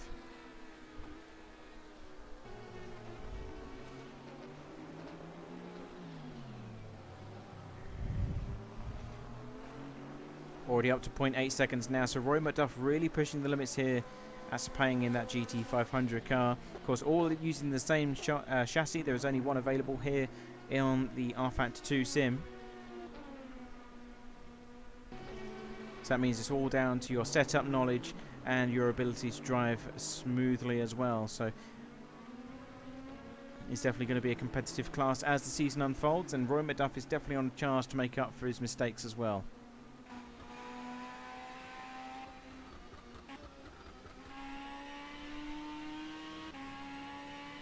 On board for the next few corners then. Seems to have a lot more control over the car, especially coming into these higher speed corners. Catching up to Matthew Davis there, just ahead for Team Rookie Monsters. Now here comes a few GT3 cars. I think that's the number 3 machine from Calvin Reinert. He's currently sitting in P14 in class for the GT3s. And this is going to hurt Matthew Beavis as he comes downhill into Sector 3 at the moment. Of course, it is pretty much one car only through this apex. Well, looks like Matthew Beavis might be able to salvage something here. Of course, it's on the most important corner of the race circuit. You just want to get the power down, maximise your top speed before you come into the last corner. And that's now 0.5 seconds as I come down in towards turn 15. Roy McDuff opting for the Aston Martin as his slipstream choice. He's going to go down the inside line. Number 3 goes up high to let both go by.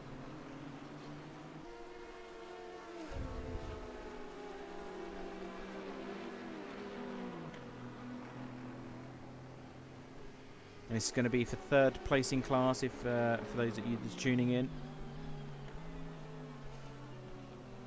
Very different line taken there from Roy McDuff for turn 1. Goes rather deep and then cuts back on himself, whereas Matthew Beavis opts to hug the inside curbing. And oh, bit of a twiggle there from Roy McDuff, the rear end of that car.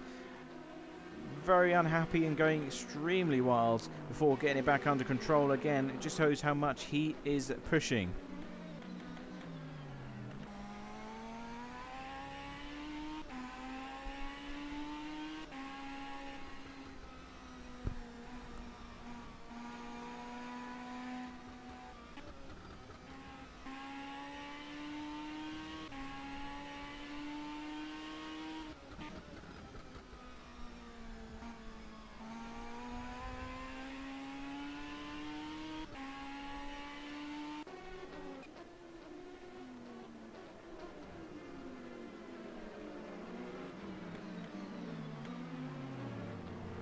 Seems to be definitely the faster driver at the moment.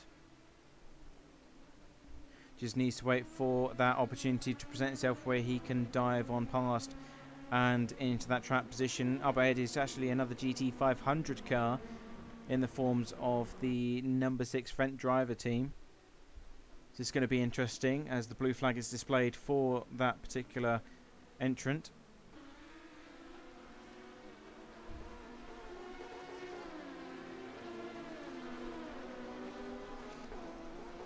0.6 seconds now separating the two teams though.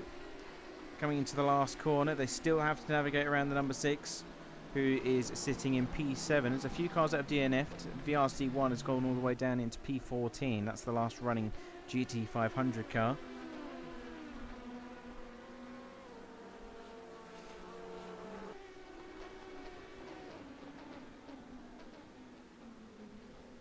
Matthew Beavis running wide there this time on the entrance to turn 1. We're going to stay with this battle. We are keeping an eye on the rest of the grid, but this is definitely one to watch as it is for a podium position in GT500. He's going to get a better run up towards Sector 2. Surely this is the lap that he's going to do it. Matt Beavis goes defensive on the inside line towards turns 4. Not able to get the job done, but Hydra Esports get a better drive towards the second sector. There is the number 6 giving way. Blue flag was out and he just lets them go by. Roy McDuff getting a much better entry into turn 6 as well. When's he going to pick his moment though? Probably down towards the hairpin. If I was him, he's going to wait patiently for his moment. The double right-hand corner presents itself. Neatly done there from Rory McDuff as he's catching up to the back of Martin Beevers. Is he going to make the move down to the inside? No, he's not. So he waits again once more, looking for the opportune moment to make sure it's going to be able to plant itself into that third place position without any chance for Matthew Beevers to come back at him. Team Rookie Monsters trying to defend valiantly with everything they've got. Oh, and Roy McDuff has gone a bit wide there. The understeer from the dirty air ahead hasn't fared well, and that gap now widens back up to 0.5 seconds. Oh, a bit of a counter steer as well. Nearly lost the back end of that GTR. Just manages to keep it together though as they come down the back straight. Slipstream in effect between the 17 and the 37. Who is going to come out on top here? Matthew Beevers retires to the pit lane. He's decided that he's not going to lose time in any fancy battles. He's going to come into the pit lane with 1 hour and 8 minutes remaining here.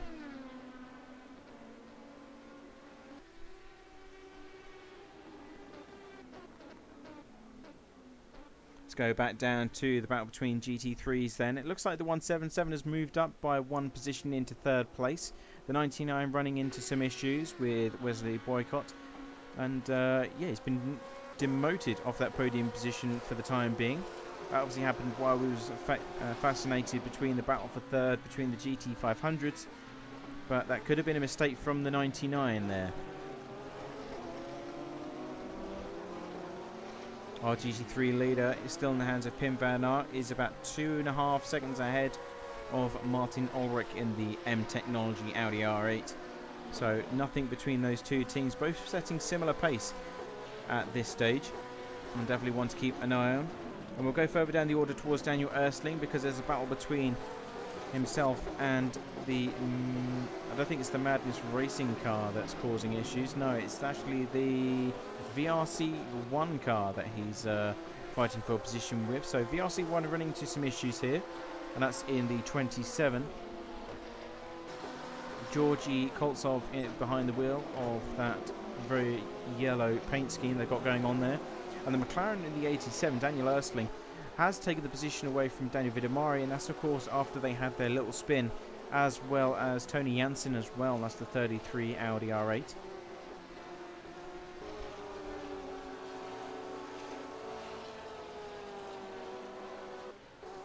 Now what's happening with this McLaren 720? Yes, he is actually starting to catch up to the 99 with Wesley Boycott. That's Alton Motorsports Porsche 911.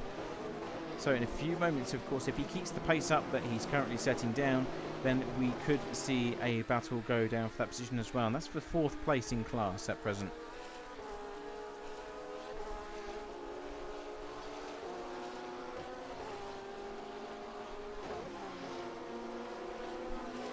Let's go down to Shellmeyer Racing though, because they're having a battle of their own at the back of the order.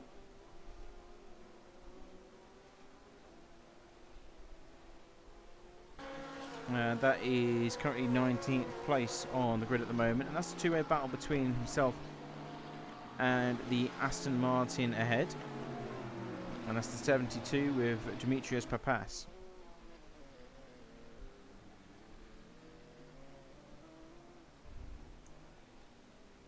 Got a better exit out of the last corner as he comes down onto the back straight.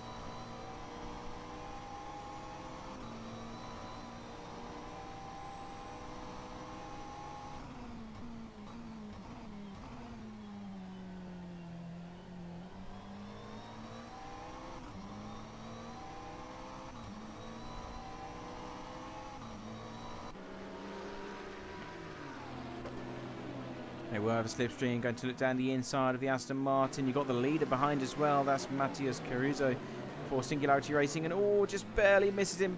Maybe a little love tap there. Coming down to the apex of turn 1.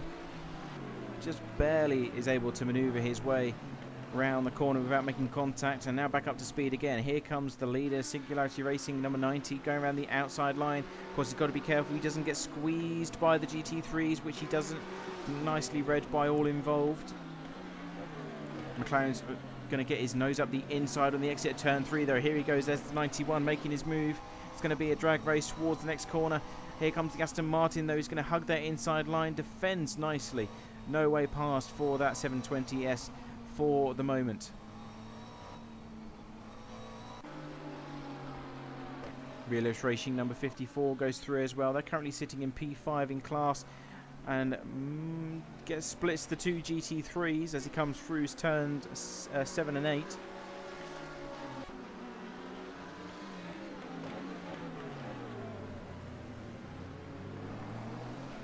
We're now coming up to the first 60-minute mark of this event.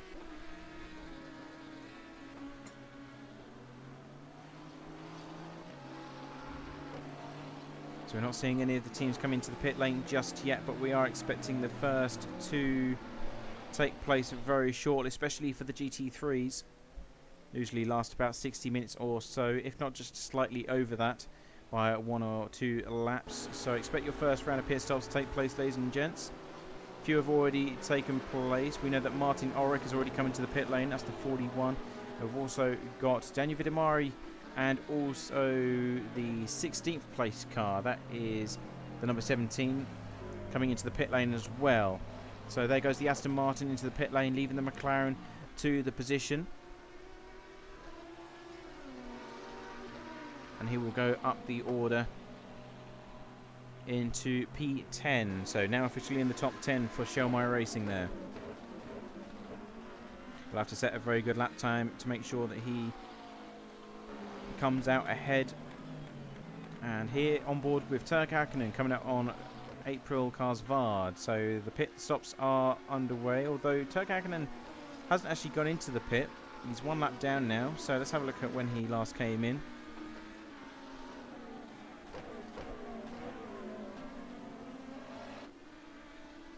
Yep, so Turk Hakkinen has just come out of the pit lane. He's done his stop for this particular race.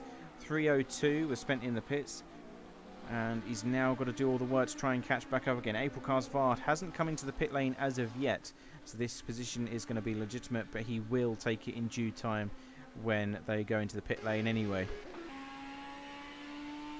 Are we going to see a small battle unfold, though, before that happens? Oh, April makes a small mistake. He's going to go up the inside line.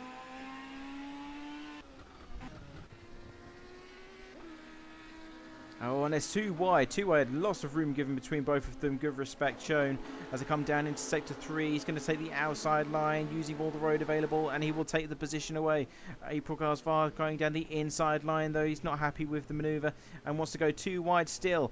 Bit of a twitch there from both cars. They're still drag racing down the back straight. Looks like April Karsvard is not going to have enough ponies in the bank and gets right behind Turk Hakkinen. Turk Hakkinen as he comes down into the last corner. Will April Karsvard go into the pit lane this time by, though? They're still too wide going into the last corner. No, they're still going to stay out together. Still too wide down the back straight as well. Across the start-finish line. They are not giving up on this position very easily. And it looks like Turk Hakkinen is going to have the advantage this time by. Going in down to turns 1. Braking zone is reached. Both slam on the anchors. And it will be Turk Hakkinen that has the advantage, hugging that inside line. But there's the Audi from Team RSI, Alessio Filito and their Audi R8 blocking the way. And Turk Hakkinen secures the position up into P5.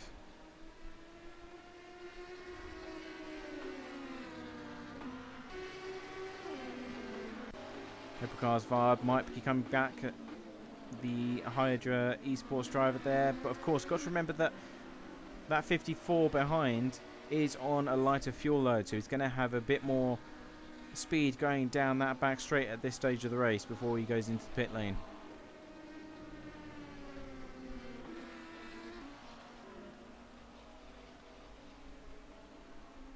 Turk Hakkinen making good headway now, though. Coming into Sector 2, he's already widened the gap to 0.5 seconds.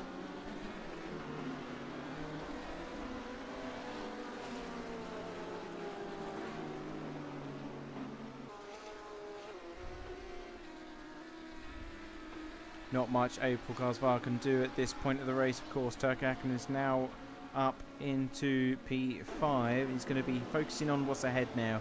59 minutes remaining.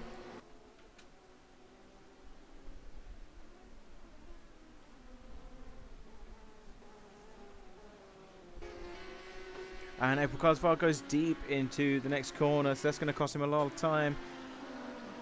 Got to be very careful about how he comes back on the curbing, nearly taking out Alicio Felito. Just manages to hold on to that car, stopping it from spinning around.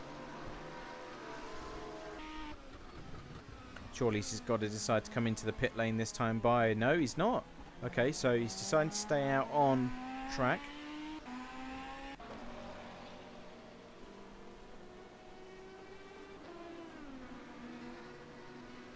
Interesting. Wasn't expecting that to happen, but we'll keep an eye on that as best we can. I'm going to go down to Alton Motorsports now because they're having a good tussle with Martin Ulrich. They're both in the pit lane, so that's why. That explains that. So they were showing us 0.9 seconds away from each other, but of course if they're in the pit lane stationary, that's going to explain that one. So Martin Ulrich in the M Technology car, they had a spin. Alton Motorsports going for their change as well, so we'll see how that unfolds.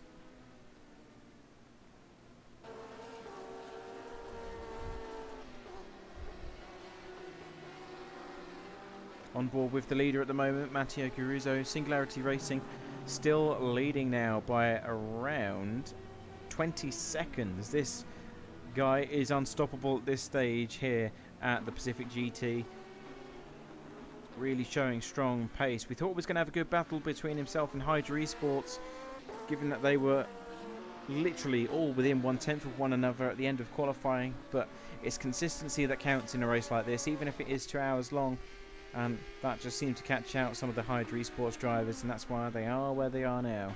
Roy McDuff is on a good recovery drive, catching up to the Team Rookie Monster 45, but he's still got a lot of work to do. 22 seconds behind at this stage, so that's not going to be an easy task.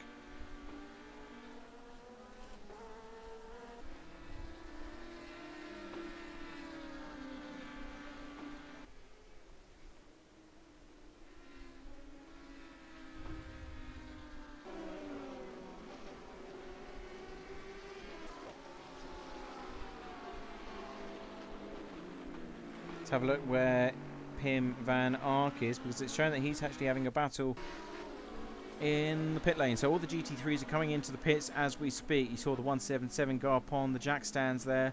So this is the moment that they've all been waiting for. Here comes the Shellmeyer Racing McLaren 720S as well from 8th place.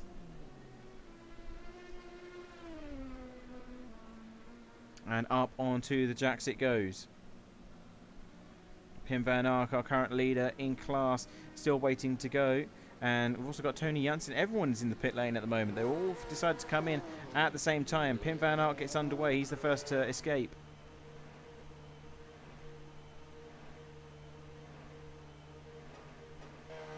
Off goes the speed limiter, back up to racing.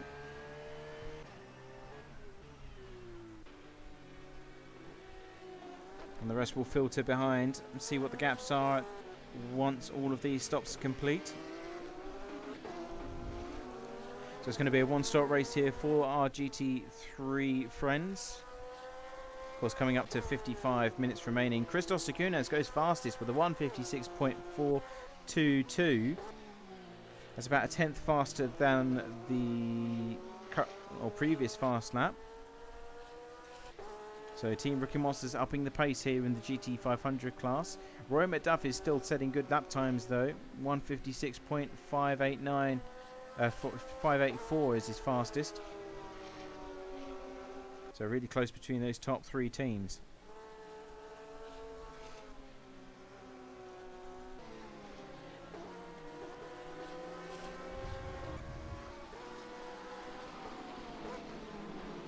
Now, the 57 has now been taken over by teammate Chris Gonzalez. So there's been a driver change there for the leading car.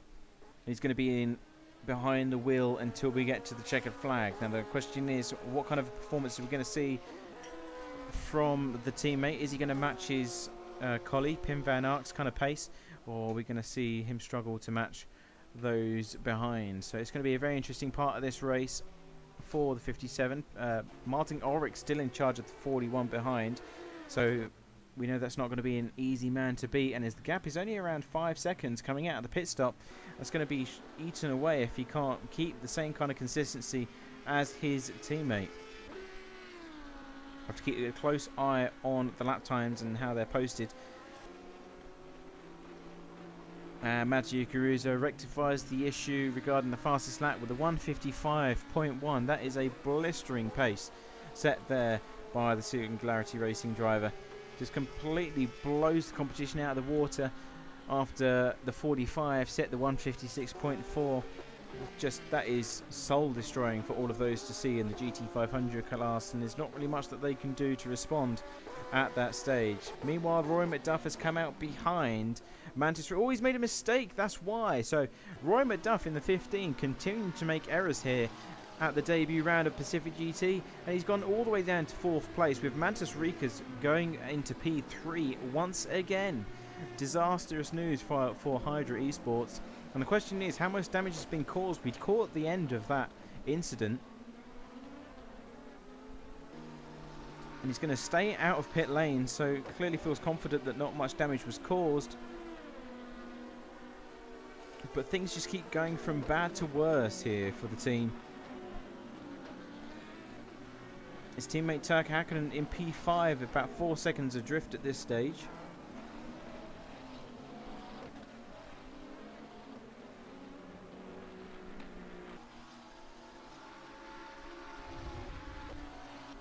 Let's go back down the GT3 order, back to Alicia Filito. That is the 88 car, the Audi R8. And close behind is the number 17 McLaren 720S there.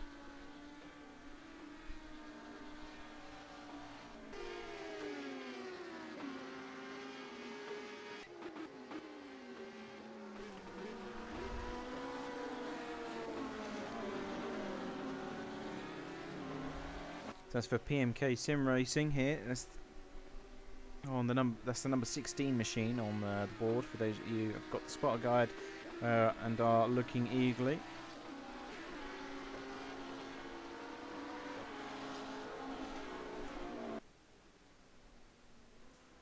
Now Turk Hakkinen, the teammate of Rory McDuff, is closing up. Oh, VRC1 get a massive sideways swing coming to sector 3. That was fairly impressive there. Nicely held by the driver. That's Bruno Grass in charge. Oh no, sorry, no, it's not. It's Jordi Koltsov. Just gets back underway now, coming into sector 3. But that was an almighty flat spot that's going to be on those tyres now.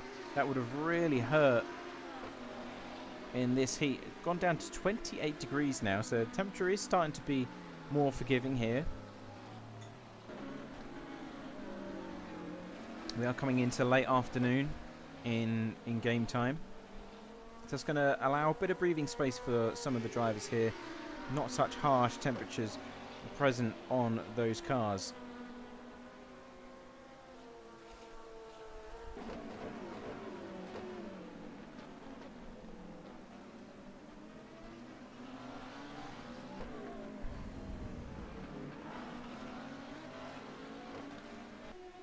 Back to Turk, and it's about 1.7 seconds to his teammate just up the road there, just coming into the braking zone for the next corner.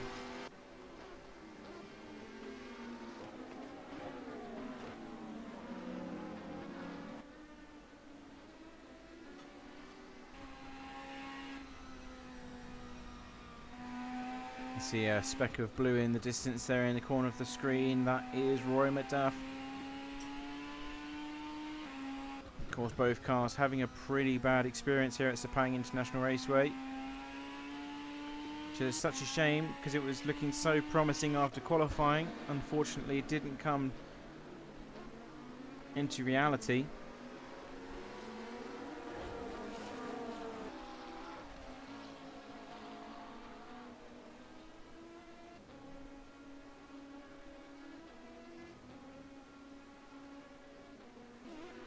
And we're going to go back to our battle between the mid-pack in GT3. Alicia Filito still trying to hold off McLaren, and also trying to catch up at the same time to Tony Jansen in the car ahead. It's actually been driven by Paul Holt now, so they've done a driver change for the Fair Racing team, and that means that they're able to hold on to that position. Now, Paul Holt is a very quick driver. He's been racing at CFEG for some time, but so is Alessio Folito as well. So we've got two very strong competitors here, both in Audi R8s. So it'll be interesting to see how the two cars compete with each other and how they compare. Let's get some lap times up for you, ladies and gents, see if we can get some information rolling between these two teams. Last lap time was a 2:03.5 for Paul Holt, and it was a 2:03.5 for Alessio Folito as well. So fairly evenly matched. It's going to be about consistency here on who can get that gap down.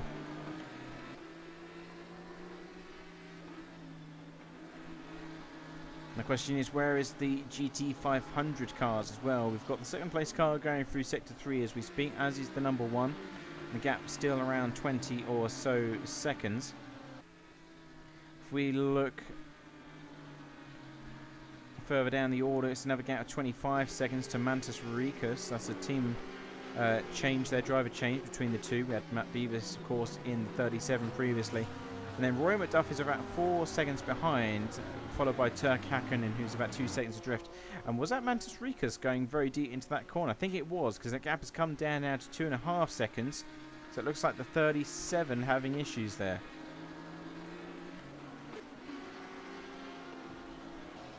And there's a bit of an issue there for Roy McDuff as well. So more mishap there for the number 15 driver, as Turk Hakkinen now gaining the advantage, 0.5 seconds behind. This is for P4 in class.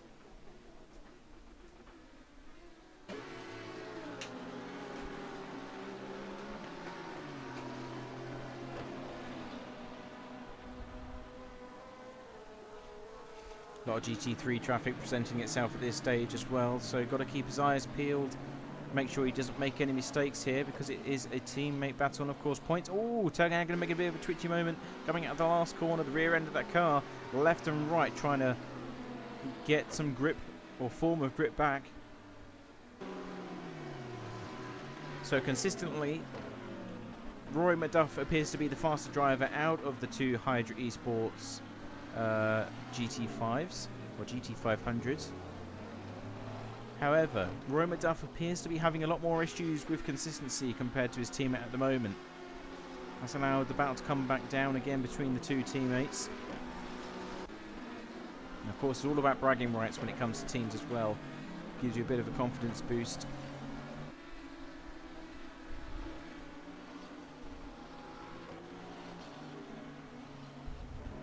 0.6 seconds separating them as they enter Sector 2. And the gap between the two leading GT3s as well is starting to come down. It's now at about 6 seconds. Martin Ulrich really pushing that Audi. And Chris Gonzalez, oh, it's actually coming down even further. So something happened to Chris Gonzalez, perhaps? There's a bit of damage on the rear panel of that car. Oh no, it's just fixed itself magically. Okay, self-repairing Porsche 911s. That's something handy to have, I guess, in a racing situation. Martin Ulrich just coming up the back here towards the last corner. It's about 4 or 5 seconds separating them. So that gap is coming down, ladies and gents, with 45 minutes remaining. Have a look at the last lap times. Just both come across the timing line. Chris Gonzalez last time 2:03.061, whereas Martin Ulrich 2:02.5. So that's half a second a lap faster by this current rate, and that's of course without traffic conditions interfering as well. So we could have a lead change if he can keep that current pace going. Go back to Turk Hakkinen and Roy McDuff. They're still 0.4 seconds away from each other, 4th and 5th place respectively. Heavy on the brake goes Turk Hakkinen. He's gaining a lot of ground under these brakes. Got Tony Jansen in that Audi ahead.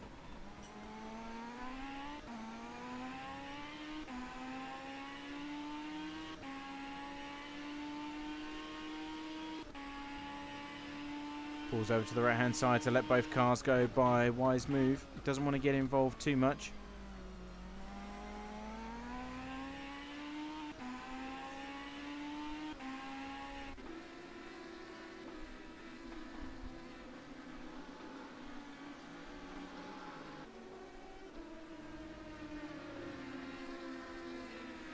Just gotta love the sound of these GT500 cars. They sound absolutely brilliant going through these high-speed corners. Nothing beats naturally aspirated engine.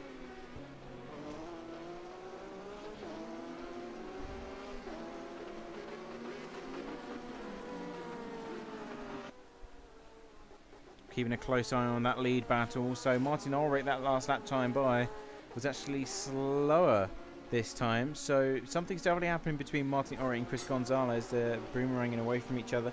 And actually Martin Ulrich has just gone faster that time by. So 203.4 compared to Chris Gonzalez's 203.8. So it is slower than his previous lap, but it's still catching and gaining ground against our current GT3 leader. So we need to keep a close eye on that because it will come to a head sooner or later.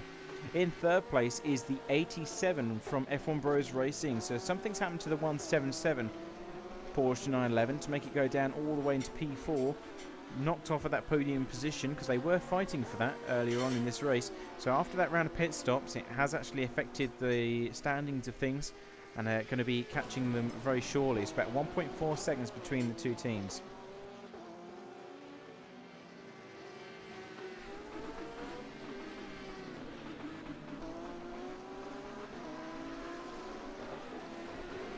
Still on board with Turk Hakkinen though, because this is the closest battle all the way up until that Porsche from Daniel Vidamari got in the way between the two of them. That's about 1.5 seconds now between them as they come into the braking zone.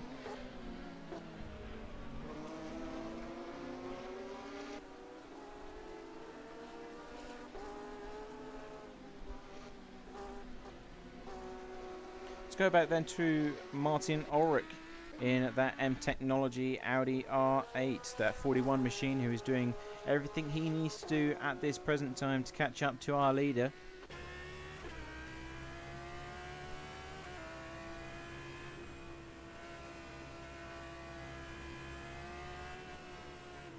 Ooh, very sideways there, coming out of sector 3, just went to the curbing a bit too aggressively, and it nearly brought the rear of the Audi around. Always seems to be when we change camera angles that something seems to happen to the guys.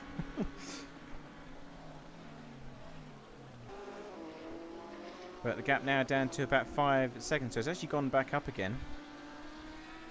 Yeah, I'd say it's about 5 or 6 seconds coming on to the main straight. Live timing seems to be going down to 3 seconds, but that's definitely not the case. Coming across the timing line, let's have a look at the last laps. 204, Chris Gonzalez 204.2, Martin Ulrich is 204 dead. So the times are actually getting higher here, so that could be due to temperature changes. It is going down to 26 degrees now, so maybe the tyres actually starting to get a bit too cold actually for the setups that they've made for here at Sepang.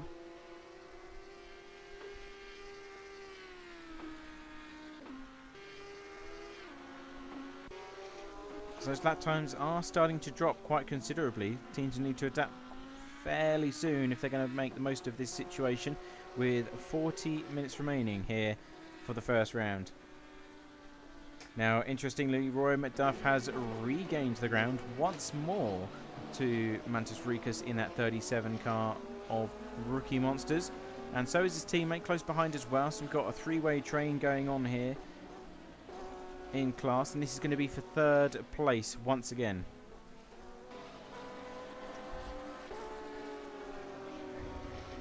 Mantis Rikas trying to get by the Porsche from that's the number 177 in fourth place in class.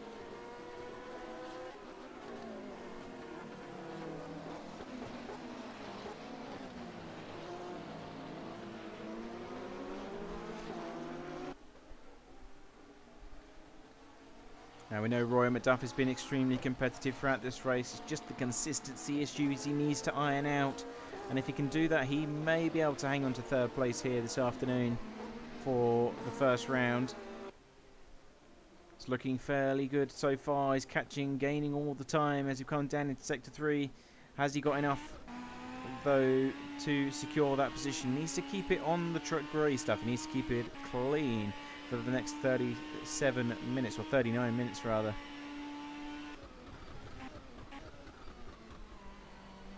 Definitely stronger of the two competitors here. Oh, but that rear end of that GT500 is really unstable, especially on the exit of turns 15. Seems to be his nemesis, rather. Third time lucky. Oh, puffs of smoke coming from the car ahead. Tries to look for a get down the inside, but that's shut immediately by Mantis Rikas. He's going to get a better run out of turn 2, though. But again, once more, that GT500, the rear end stepping out just slightly, and that allows Mantis Rikas to make headway up towards turn 3.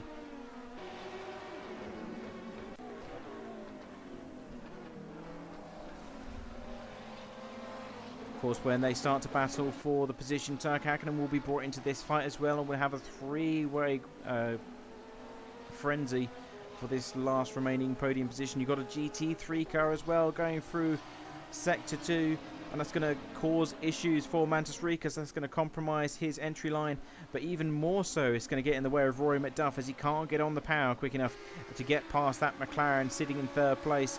Goes down the outside line towards the hairpin. Turk Hakkinen will try to follow, but will get the door shut by the McLaren. And always another mistake from Rory McDuff. Another rear end twitch from that GT500 Nissan, and that's going to cost him even more time. Look at the gap now, up to 0.6 seconds once more. He's got to do all of that work again to make sure that he claims that third place position.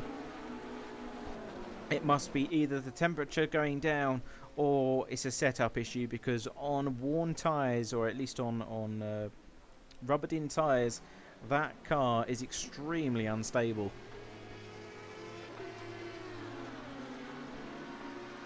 He's still gaining ground though on Mantis Rikas. Heavy on the brakes once more. Both taking the inside line. The M Technology Audi gets out of the way effectively. And close behind is actually the McLaren, if you saw there. So M Technology might be under pressure from Dennis Castillo-Sims in the background there.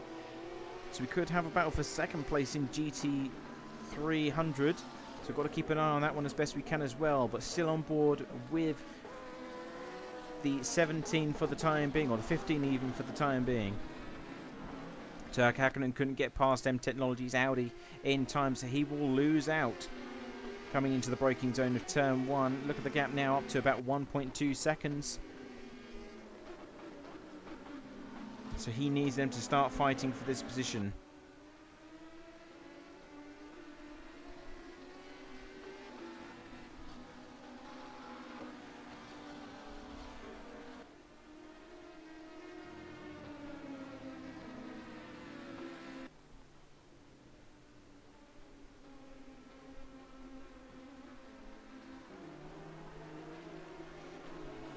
Trying to make up the ground as best he can. He is still gaining once again. We'll have a quick peek at the difference between our first and second place in GT3 while we're here waiting for something to happen. So Chris Gonzalez, there must have been a mistake from Martin Ulrich, because Dennis Castillo-Sims is only 1 second behind Martin Ulrich, whereas the Audi is actually 13 seconds behind Chris Gonzalez and the Fair Racing team. So definitely a mistake occurring somewhere along the lines in the last 2 or 3 laps there to make that happen. But we're going to stay on board with these guys for the time being. If it does get a bit closer, we will switch over. But the gap currently between the second and third place GT3 is standing at 1.5 seconds at present. Now down the outside goes Rory McDuff for this position. He's going to try and get the undercut coming down onto the main straight. Powers down in that GT500, trying to take on Mantis Rikas on this slipstream. It's a drag race down to first corner once more here at Sepang International Raceway, and he won't have the ponies to do it. Mantis Rikas goes defensive. The nose of that Nissan is up the inside. Oh, a little love tap there from Roy McDuff, getting quite frustrated that he can't get the job done. And here comes Turk Hakkinen as well. It's a three-way battle for this position, this last remaining third place podium. Mantis Rikas still holding on to that spot for the time being, though. Here comes Roy McDuff. He looks eager to go down the inside. He doesn't commit those. Tucks himself back behind, waiting for another opportunity to arise.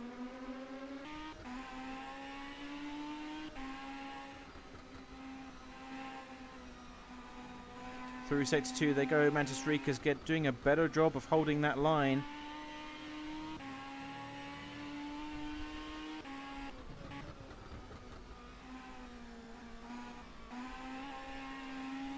And it's just those moments there that are costing Roy McDuff all of these mistakes. That moment where he reapplies that throttle so aggressively, and always a mistake there from Roy McDuff, as we just mentioned.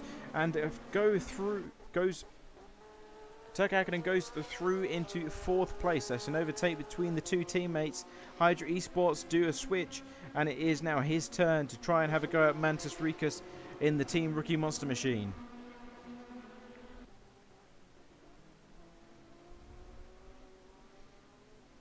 .7 seconds both ways, front and rear for Turk Hakkinen. Will he be able to get this job done? As that's the first place car just up ahead for GT3. That's going to be the last of the traffic for some time to worry about for these GT5 drivers.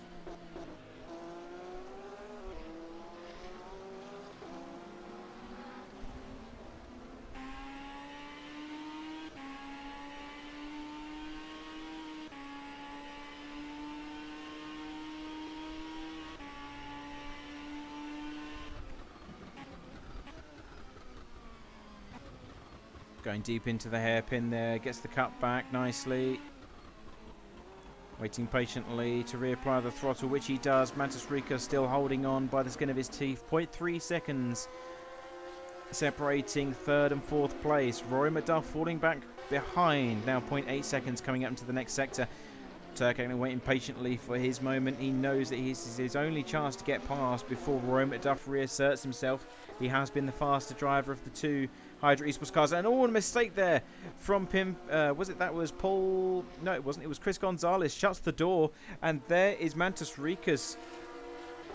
Gets onto the grass. He was trying to go up the inside of that car, but the door got shut rapidly, trying to hold onto the apex. Of course, there is pretty much one car only through there, and he's lost out on both positions. So Mantis Rikas must be fuming inside that cockpit as 15 and 17 from Hydra Esports go sliding past.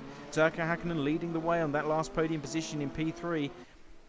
But that's multi-class racing, just a bit of an error in reading that traffic situation. Turk Hakkinen read it beautifully and knew exactly where he needed to be at that moment in time. Mantis Rikas just hesitating slightly and thinking that Porsche was going to run wide, but it did not.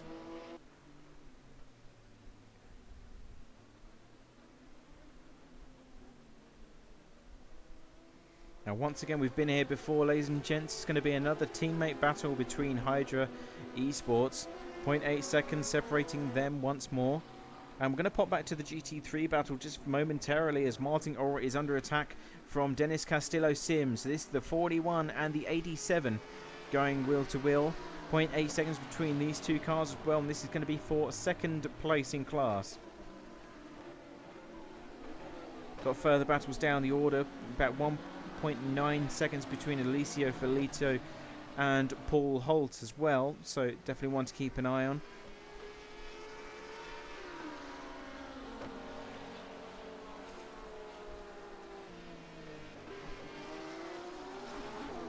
We've had quite a few DNFs in the last few moments as well, down to 18 running cars. We've had loads of them, so I'm not too sure what we've missed in this race, but maybe fatigue coming into play here, a few gravel traps maybe. But there was a lot of DNFs in quick succession in the last half an hour or so, but I'm not too sure why. Hasn't been many yellow flags popping out, so as to what happened is to be explained. But we're staying on with this battle here in the GT3 class.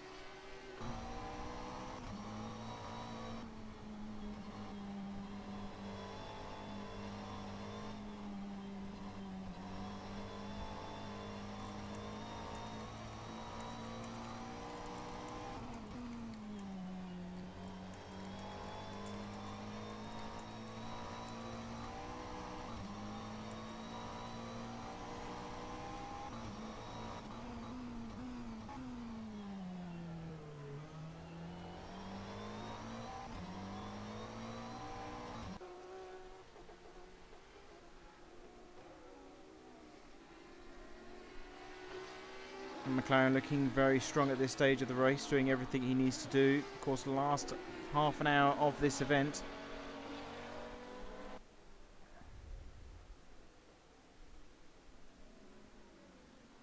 .7 seconds, so he is closing that gap, and he of course will be in the slipstream at this stage.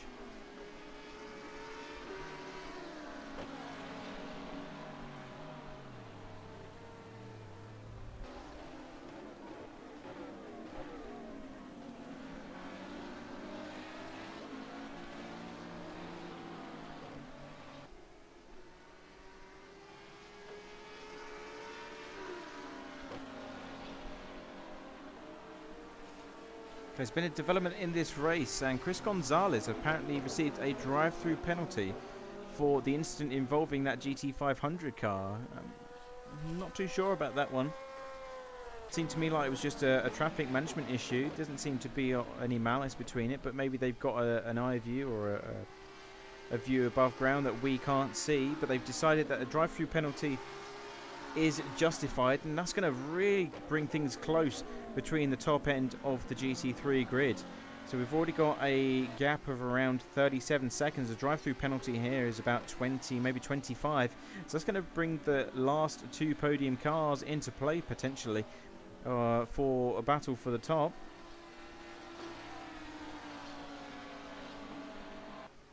The only question remains is when is he going to try and serve the penalty? We've also got battles happening for the next few positions down. It's going to be P5. That's Daniel Vidamari and Paul Holt. They're about 0.8 seconds between the two of them as well. So we'll keep a close eye on that battle as that unfolds. But right now we're staying with this podium battle. M Technology holding on in the Audi R8 against the McLaren 720S. And that means it's a good show for the creators of this game, which is Studio 397. Shows that there's a different car on the podium, so that is Porsche, Audi and McLaren all sharing a different podium spot and still battling as we speak in the last final stages of this event. 0.3 seconds on the board between the two teams as the Audi comes down the back straight.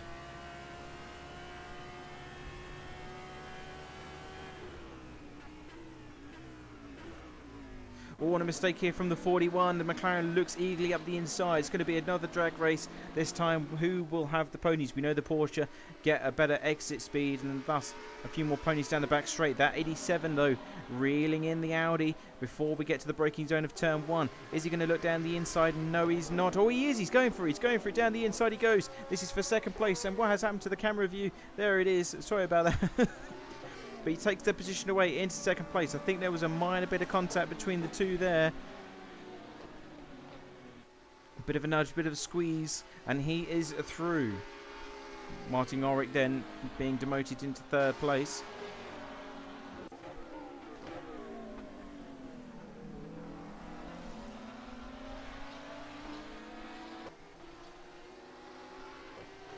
Now, how can the Audi respond? Has he got anything in the tank saved for reserve? Of course, still 26 minutes left here for the first round of the Pacific GT, so anything can happen.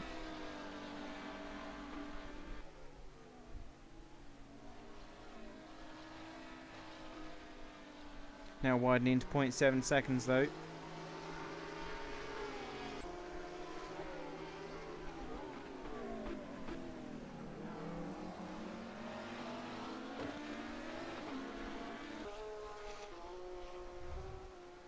Now Roy McDuff has actually widened his gap to his teammate Turk Akkonen, so whatever's happened between the two, it has gone in the favour of his teammate for the time being. We're going to go down the order to Daniel Vidamari, who's just going off track slightly. And behind is a very eager Paul Holt in that 33, trying to get by. This is going to be for 5th place in class in the GT3 category. Of course, this is the time to make the move in this race. 1.5 hours have already elapsed. That's going to be where you just think about the lap time, think about the bigger picture. The last half hour of this race is when you start to really push the car, find out where you can go. And at this moment in time, it looks like he's trying to get into the last remaining top 5 position. Daniel Vidamari won't make it easy for him, though. That Porsche 911 definitely strong on the straights here at Sepang. But the Audi, very solid, very stable through the corners. A very clear piece of track for them to use.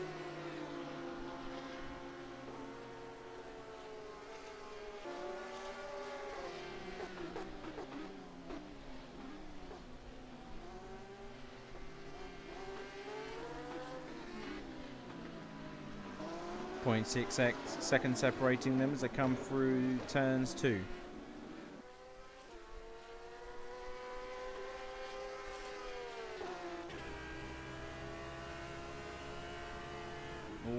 looks a little peak down the inside. Too far back, though, to make any significant move or challenge for the position. Surely he must have known that as well, but maybe just a bit of a confidence thing there going on. When you're behind someone, you want to get into the mind of the competition ahead, make them uneasy, thinking you're going to make a move when you're not. And he wants to try and force Daniel Vidamari to make a defensive move, even though he doesn't have any intentions to. And that will close that gap down just ever so slightly and put him in a stronger position for the next set of corners. Using all the curbing available, that Audi's rear end twitching away there as he rode over that harsh curb on the inside line of turn 8.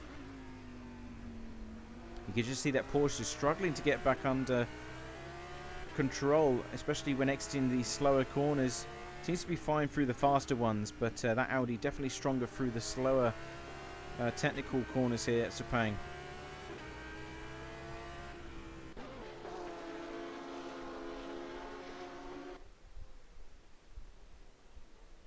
Paul Holt doing his best to attach himself to the back of that Porsche, and he's got a much cleaner exit this time by onto the back straight. Exits turn 14 with such precision, but still doesn't have the ponies available to close down that Porsche. That is a beast on the straight and very hard to beat at this stage. He's setting up the car beautifully, doing everything he needs to do, but Daniel Vidamari definitely has a less a more forgiving rear wing when it comes to these straights. He's just driving off into the distance when it comes down to the straights power. What is Paul Holt got left in the box? He's going to have to make a move down into one of these technical corners.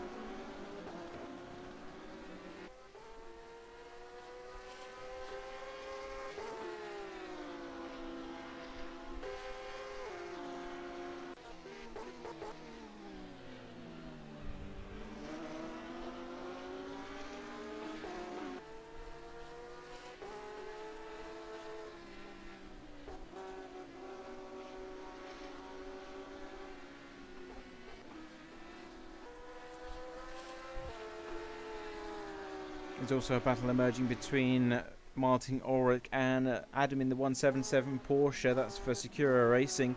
2.5 seconds between those two as well. So as we come into the closing stages of this race, we're starting to see a few more battles emerge. Roy McDuff is trying to reattach himself to his teammate Turkka Hakkinen. And that's at about 0.8 seconds, apologies. For this one, 0.5 seconds between Paul Holt and Daniel Vidamari as well. This is the closest battle that we have on the grid at the moment. Here comes Christos Tsoukanas in the 45 Ricky Monster car. That's your second place GT500 machine.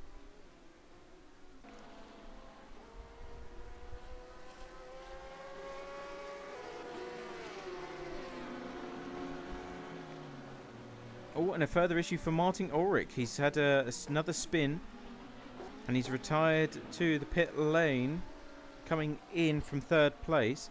That's going to allow... Hang on a minute, there's something that's definitely gone... I'm missing some information here.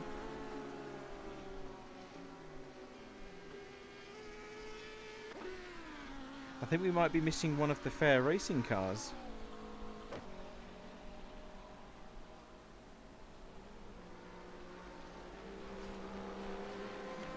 Yeah, we are. So Chris Gonzalez got DQ'd from the front of the order. Obviously didn't look at his penalties.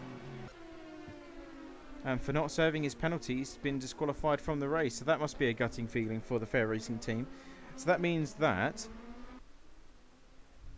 Dennis Castillo-Sims in the 87 currently leads the race for GT3, as we are on board with the 90 as well. So Singularity Racing still holding on by 33 seconds to the lead of this race. So we mentioned earlier in the live stream that was the case, that they received a drive-through penalty regarding the incident involving the two Hydra Esports teams, and that has come to light. So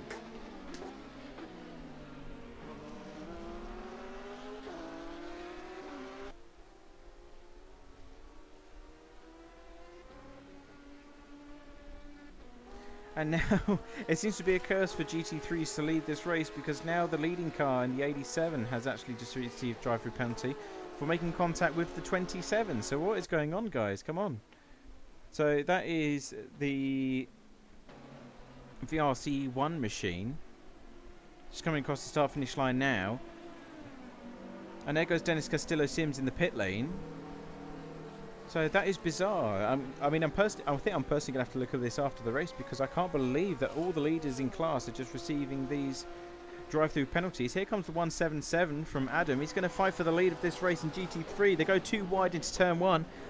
Adam taking the outside line. Looks like Dennis Castillo-Sims going to be able to defend in that McLaren 720. Yes, almost contact there between the two. And Adam makes a bit of a twitch move. The rear of that Porsche struggling to get back onto power and loses that opportunity.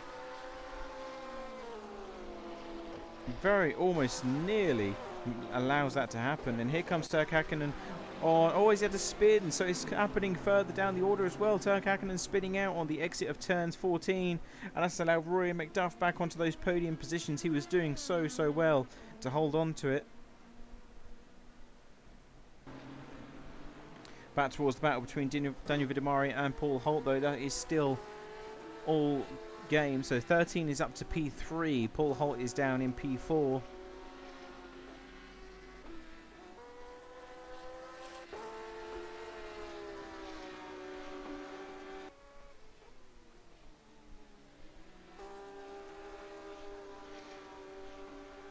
Going to go back to the battle for the lead in GT3 as well. Looks like Dennis Castillo-Sims is etching out a small lead, an advantage over that 177 Porsche.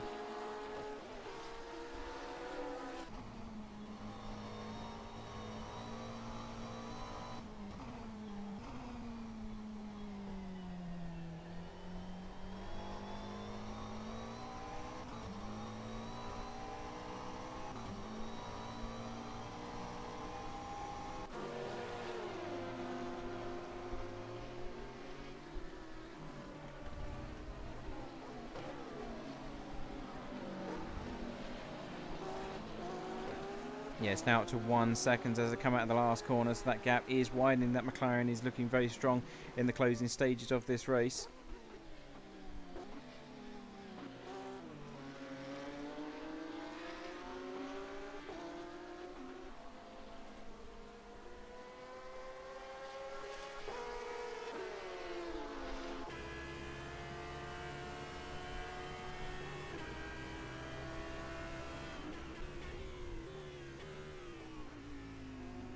Paul Holt really using every single rev available in that Audi as he tries to get it braked and slowed down for turn 1. 15 minutes left in this race though.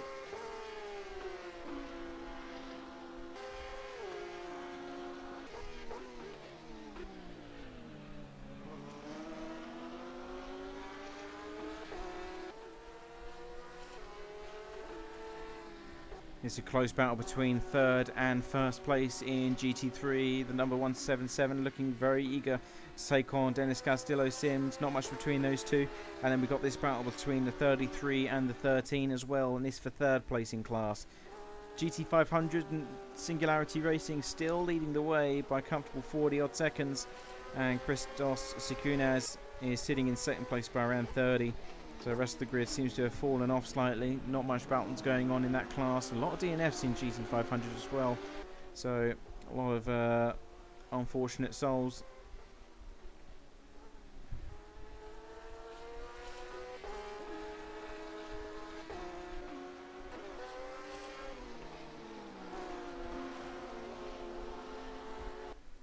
Question is, can Daniel Vidamari or can Dennis Castillo-Sims hold on just for a few more laps? Just 6 or 7 more laps left remaining here at Sepang for the debut round of the Pacific GT. Who has what it takes to take home these podium positions? Paul Holt's going to give it everything he's got to get that third place, especially considering their teammates were sitting in first before they had their issues.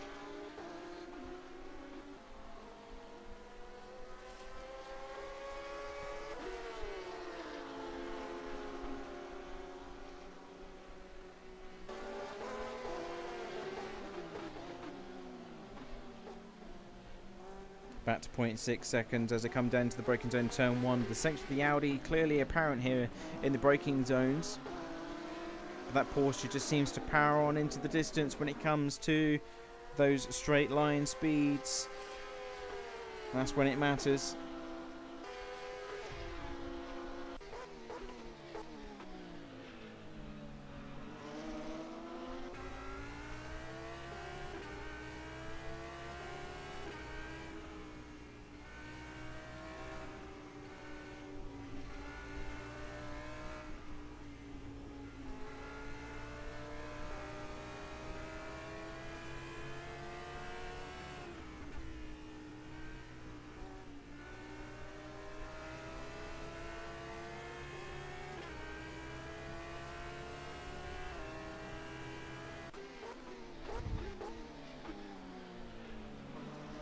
Here at this stage, that Audi is able to attach itself on the back of that Porsche, especially through sector 2 and 3 here.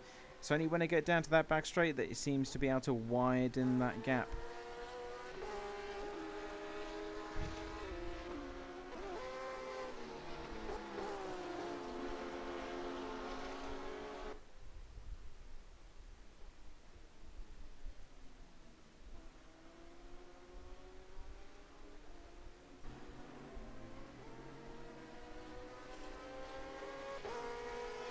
0.4 seconds coming down the back straight, and it just widens each time. 0.5 seconds, 0.6 seconds. Into the braking zone they both go.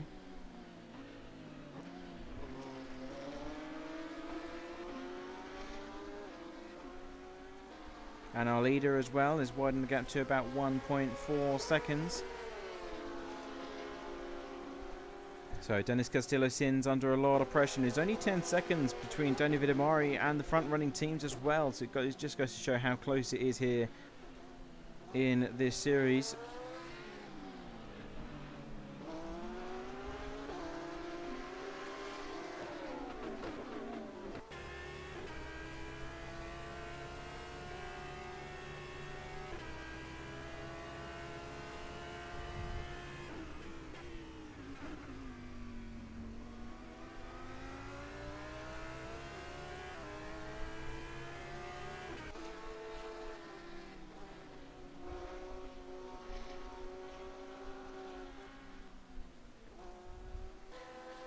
Only 11 minutes remaining. Time is running out here for the 33 Fair Racing Audi to make his move. He's able to attach himself to the back of that Porsche, but he still needs to find that killer blow to take that third place position away. Of course, he has to be very careful about where he's going to do it as well, because he needs... Oh, he's going to go down the inside into turn 9. Bit of contact made there from the car, and he's going to have to concede that position back in a sportsmanlike fashion, because they're still going too wide even now. Down towards the next set of corners, the 13 will have the inside line. Very aggressive move there from the 33. Not able to make it work though, just a bit too far back.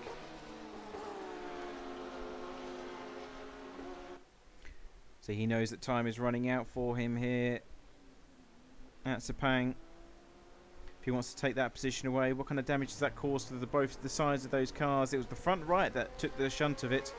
And of course, that's where the aero package is for that Audi as well. And through the high-speed corners, that's where it seems to have the advantage. So he's got to be careful about how he treats the car. Still wants it to come home in one piece.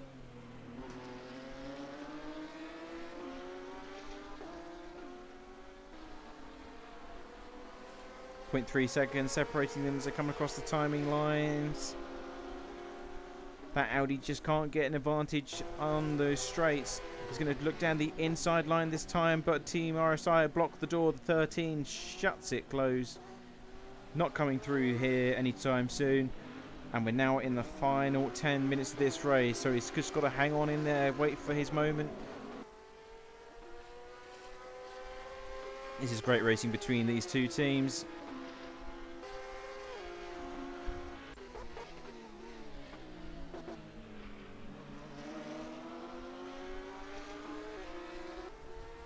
We've also got battles going on behind them as well. So we've got a battle going on for 5th place and also for 7th place as well. So it's all coming to a head in the closing stages of this race. But we'll try and stay with these ones as much as we can. You can guarantee as soon as we switch the camera angle, it's all going to go It's all going to happen here. Here comes the 33. Is he going to try this time? No. Thinks better of it, although he's gaining ground under braking that Audi. Waiting for his moment. This is going to come down to the wire, it seems, here at Sepang. After 2 hours of racing, 8 minutes still left on the clock.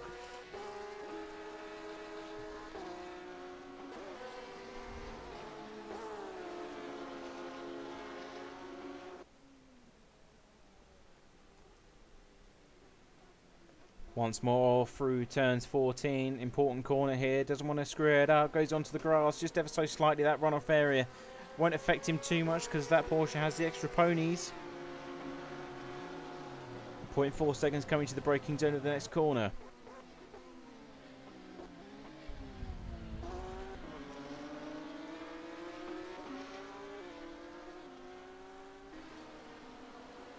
You really could not separate these two teams. The Audi definitely slightly stronger here at this moment in time. It's two different setups under play here. Obviously the Porsche a lot stronger on the straights, but the Audi planted through the corners. You could hear the Porsche struggling to get it turned in, reapplying the throttle.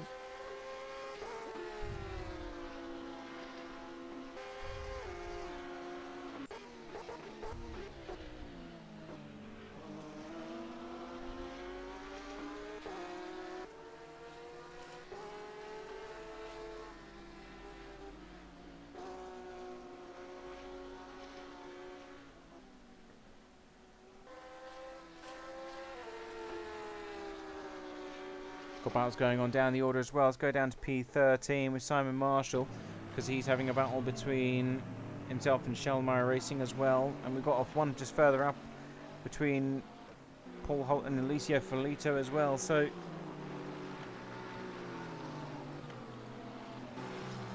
we'll keep an eye on this battle for second place as much as we can, but we'll switch to the other battles if they come closer together.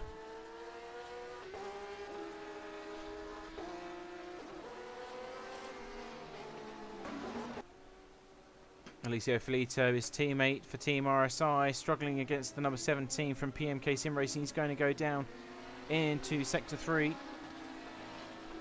Just got to pray that they don't have a battle between David Videmar and Paul Holt while we're viewing this.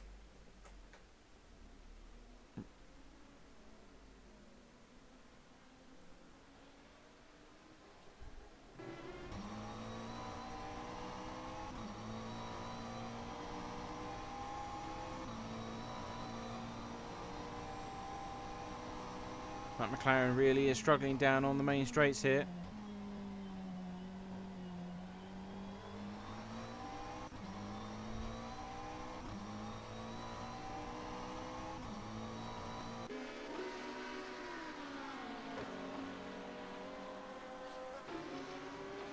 And back to the second place battle. That's still close as well. 0.7 seconds.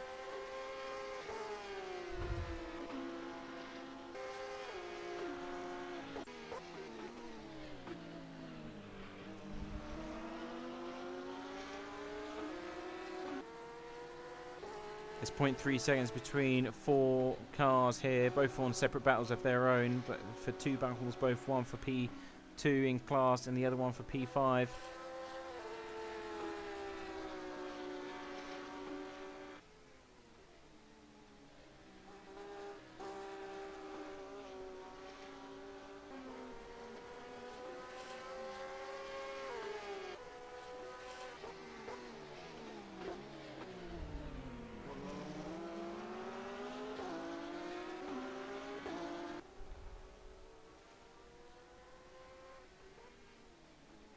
Still no opportunities arising for the 33 to take advantage here, and he's running out of time. 4 minutes left. It's coming to the last few laps here.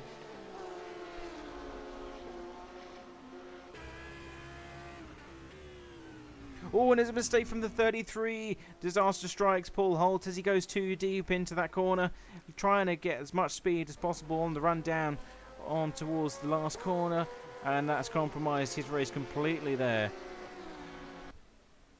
That leaves the only battle on display here between the 88 Team RSI machine and PMK Racing close behind. It's going to be for P5 in class.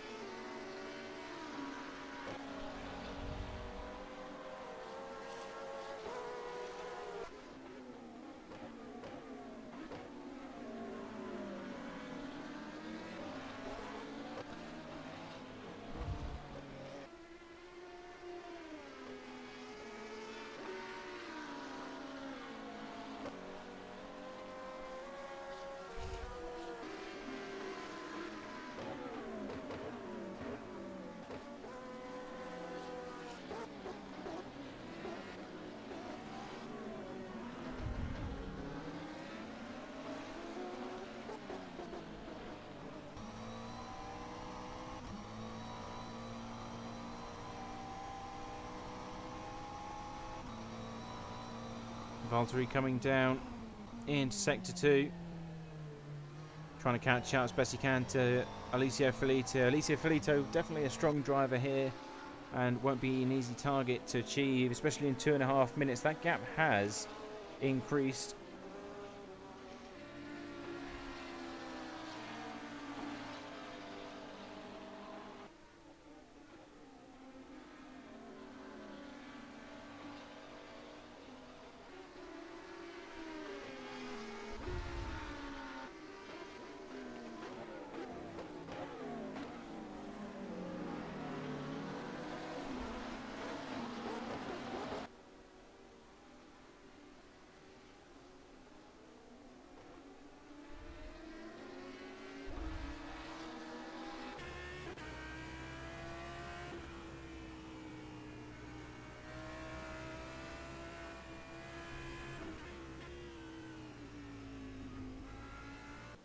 Last lap coming up for the drivers, up to our leader, which is the number 90 for Singularity rating, Matteo Caruso, still leading the way here with a 40-second lead. So Christos Acunas setting decent pace for the Team Ricky Monster 45, but of course it's too little too late. They're both setting pretty much equal or identical lap times here,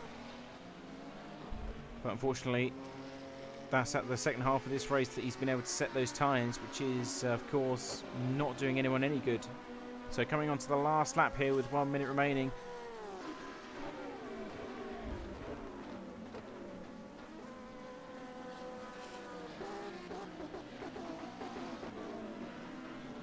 Dennis Castillo Sims is currently sitting in P6 now. He's going through Sector 2, so he will still get to achieve one more lap. We'll still have to do one more lap before we come into the Chequered.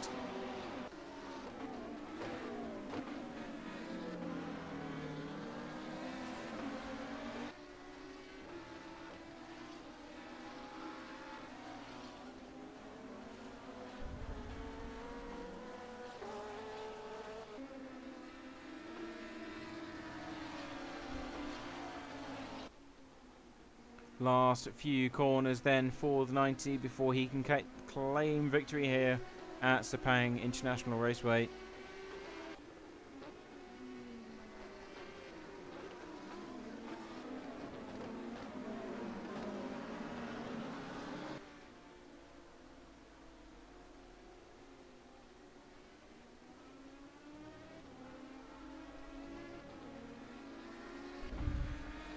Coming down to the last sector for the final time. The gap between the two cars. Danny Vidimari, could he have run into issues here? Still one more lap between these two teams for P3 in class.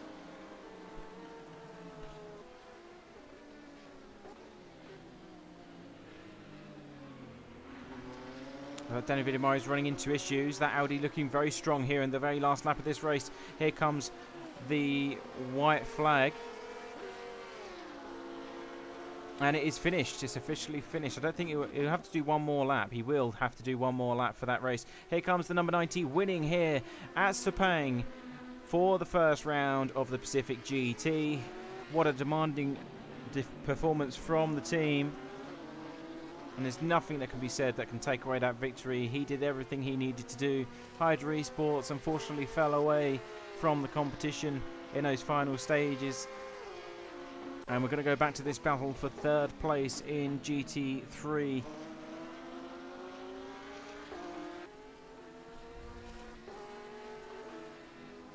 Dennis Castillo Sims going round Sector 2 at the moment, so all the GT3s still doing one extra lap.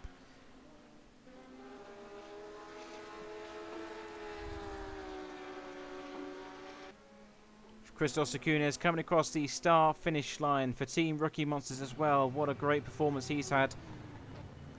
Once more, just did everything. Consistent driving from the driver, and that has brought him home the points he so badly needs in this championship. As does Dennis Castillo Sims as well. He's coming to the last few corners, but back to the battle between Daniel Vidamari and Paul Holt. You could not put a piece of paper between these guys. They're really going for it in this last lap. Everything is on the table here between these two teams, and they know that the points difference will matter at the end of this championship.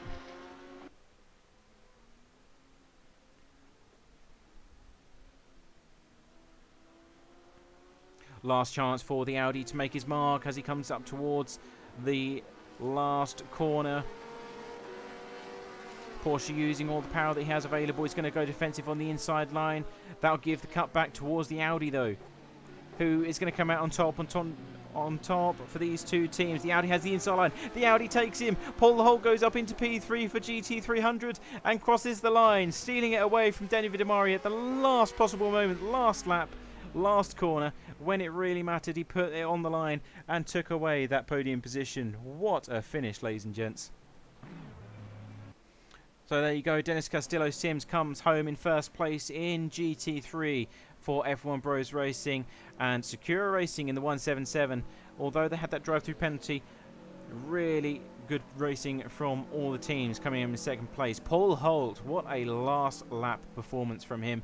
He put it down when it mattered. Seems that Daniel Vidamari just struggled to get the power down on that last stretch, and that's when he struck, moving up the inside line and getting that cut back towards that checkered flag. Well, that is it here for the action at Sepang International Raceway, ladies and gents. Alicia Filito coming across the line as well. Quite a few DNFs here this afternoon, unfortunately. But what a race it's been. It's been awesome to watch. Always grateful for the teams for showing up and giving us this great performance that we've just witnessed. And congratulations to all involved in securing those podium position, as he's trying to do some nice starts there to show how pleased he is with the result.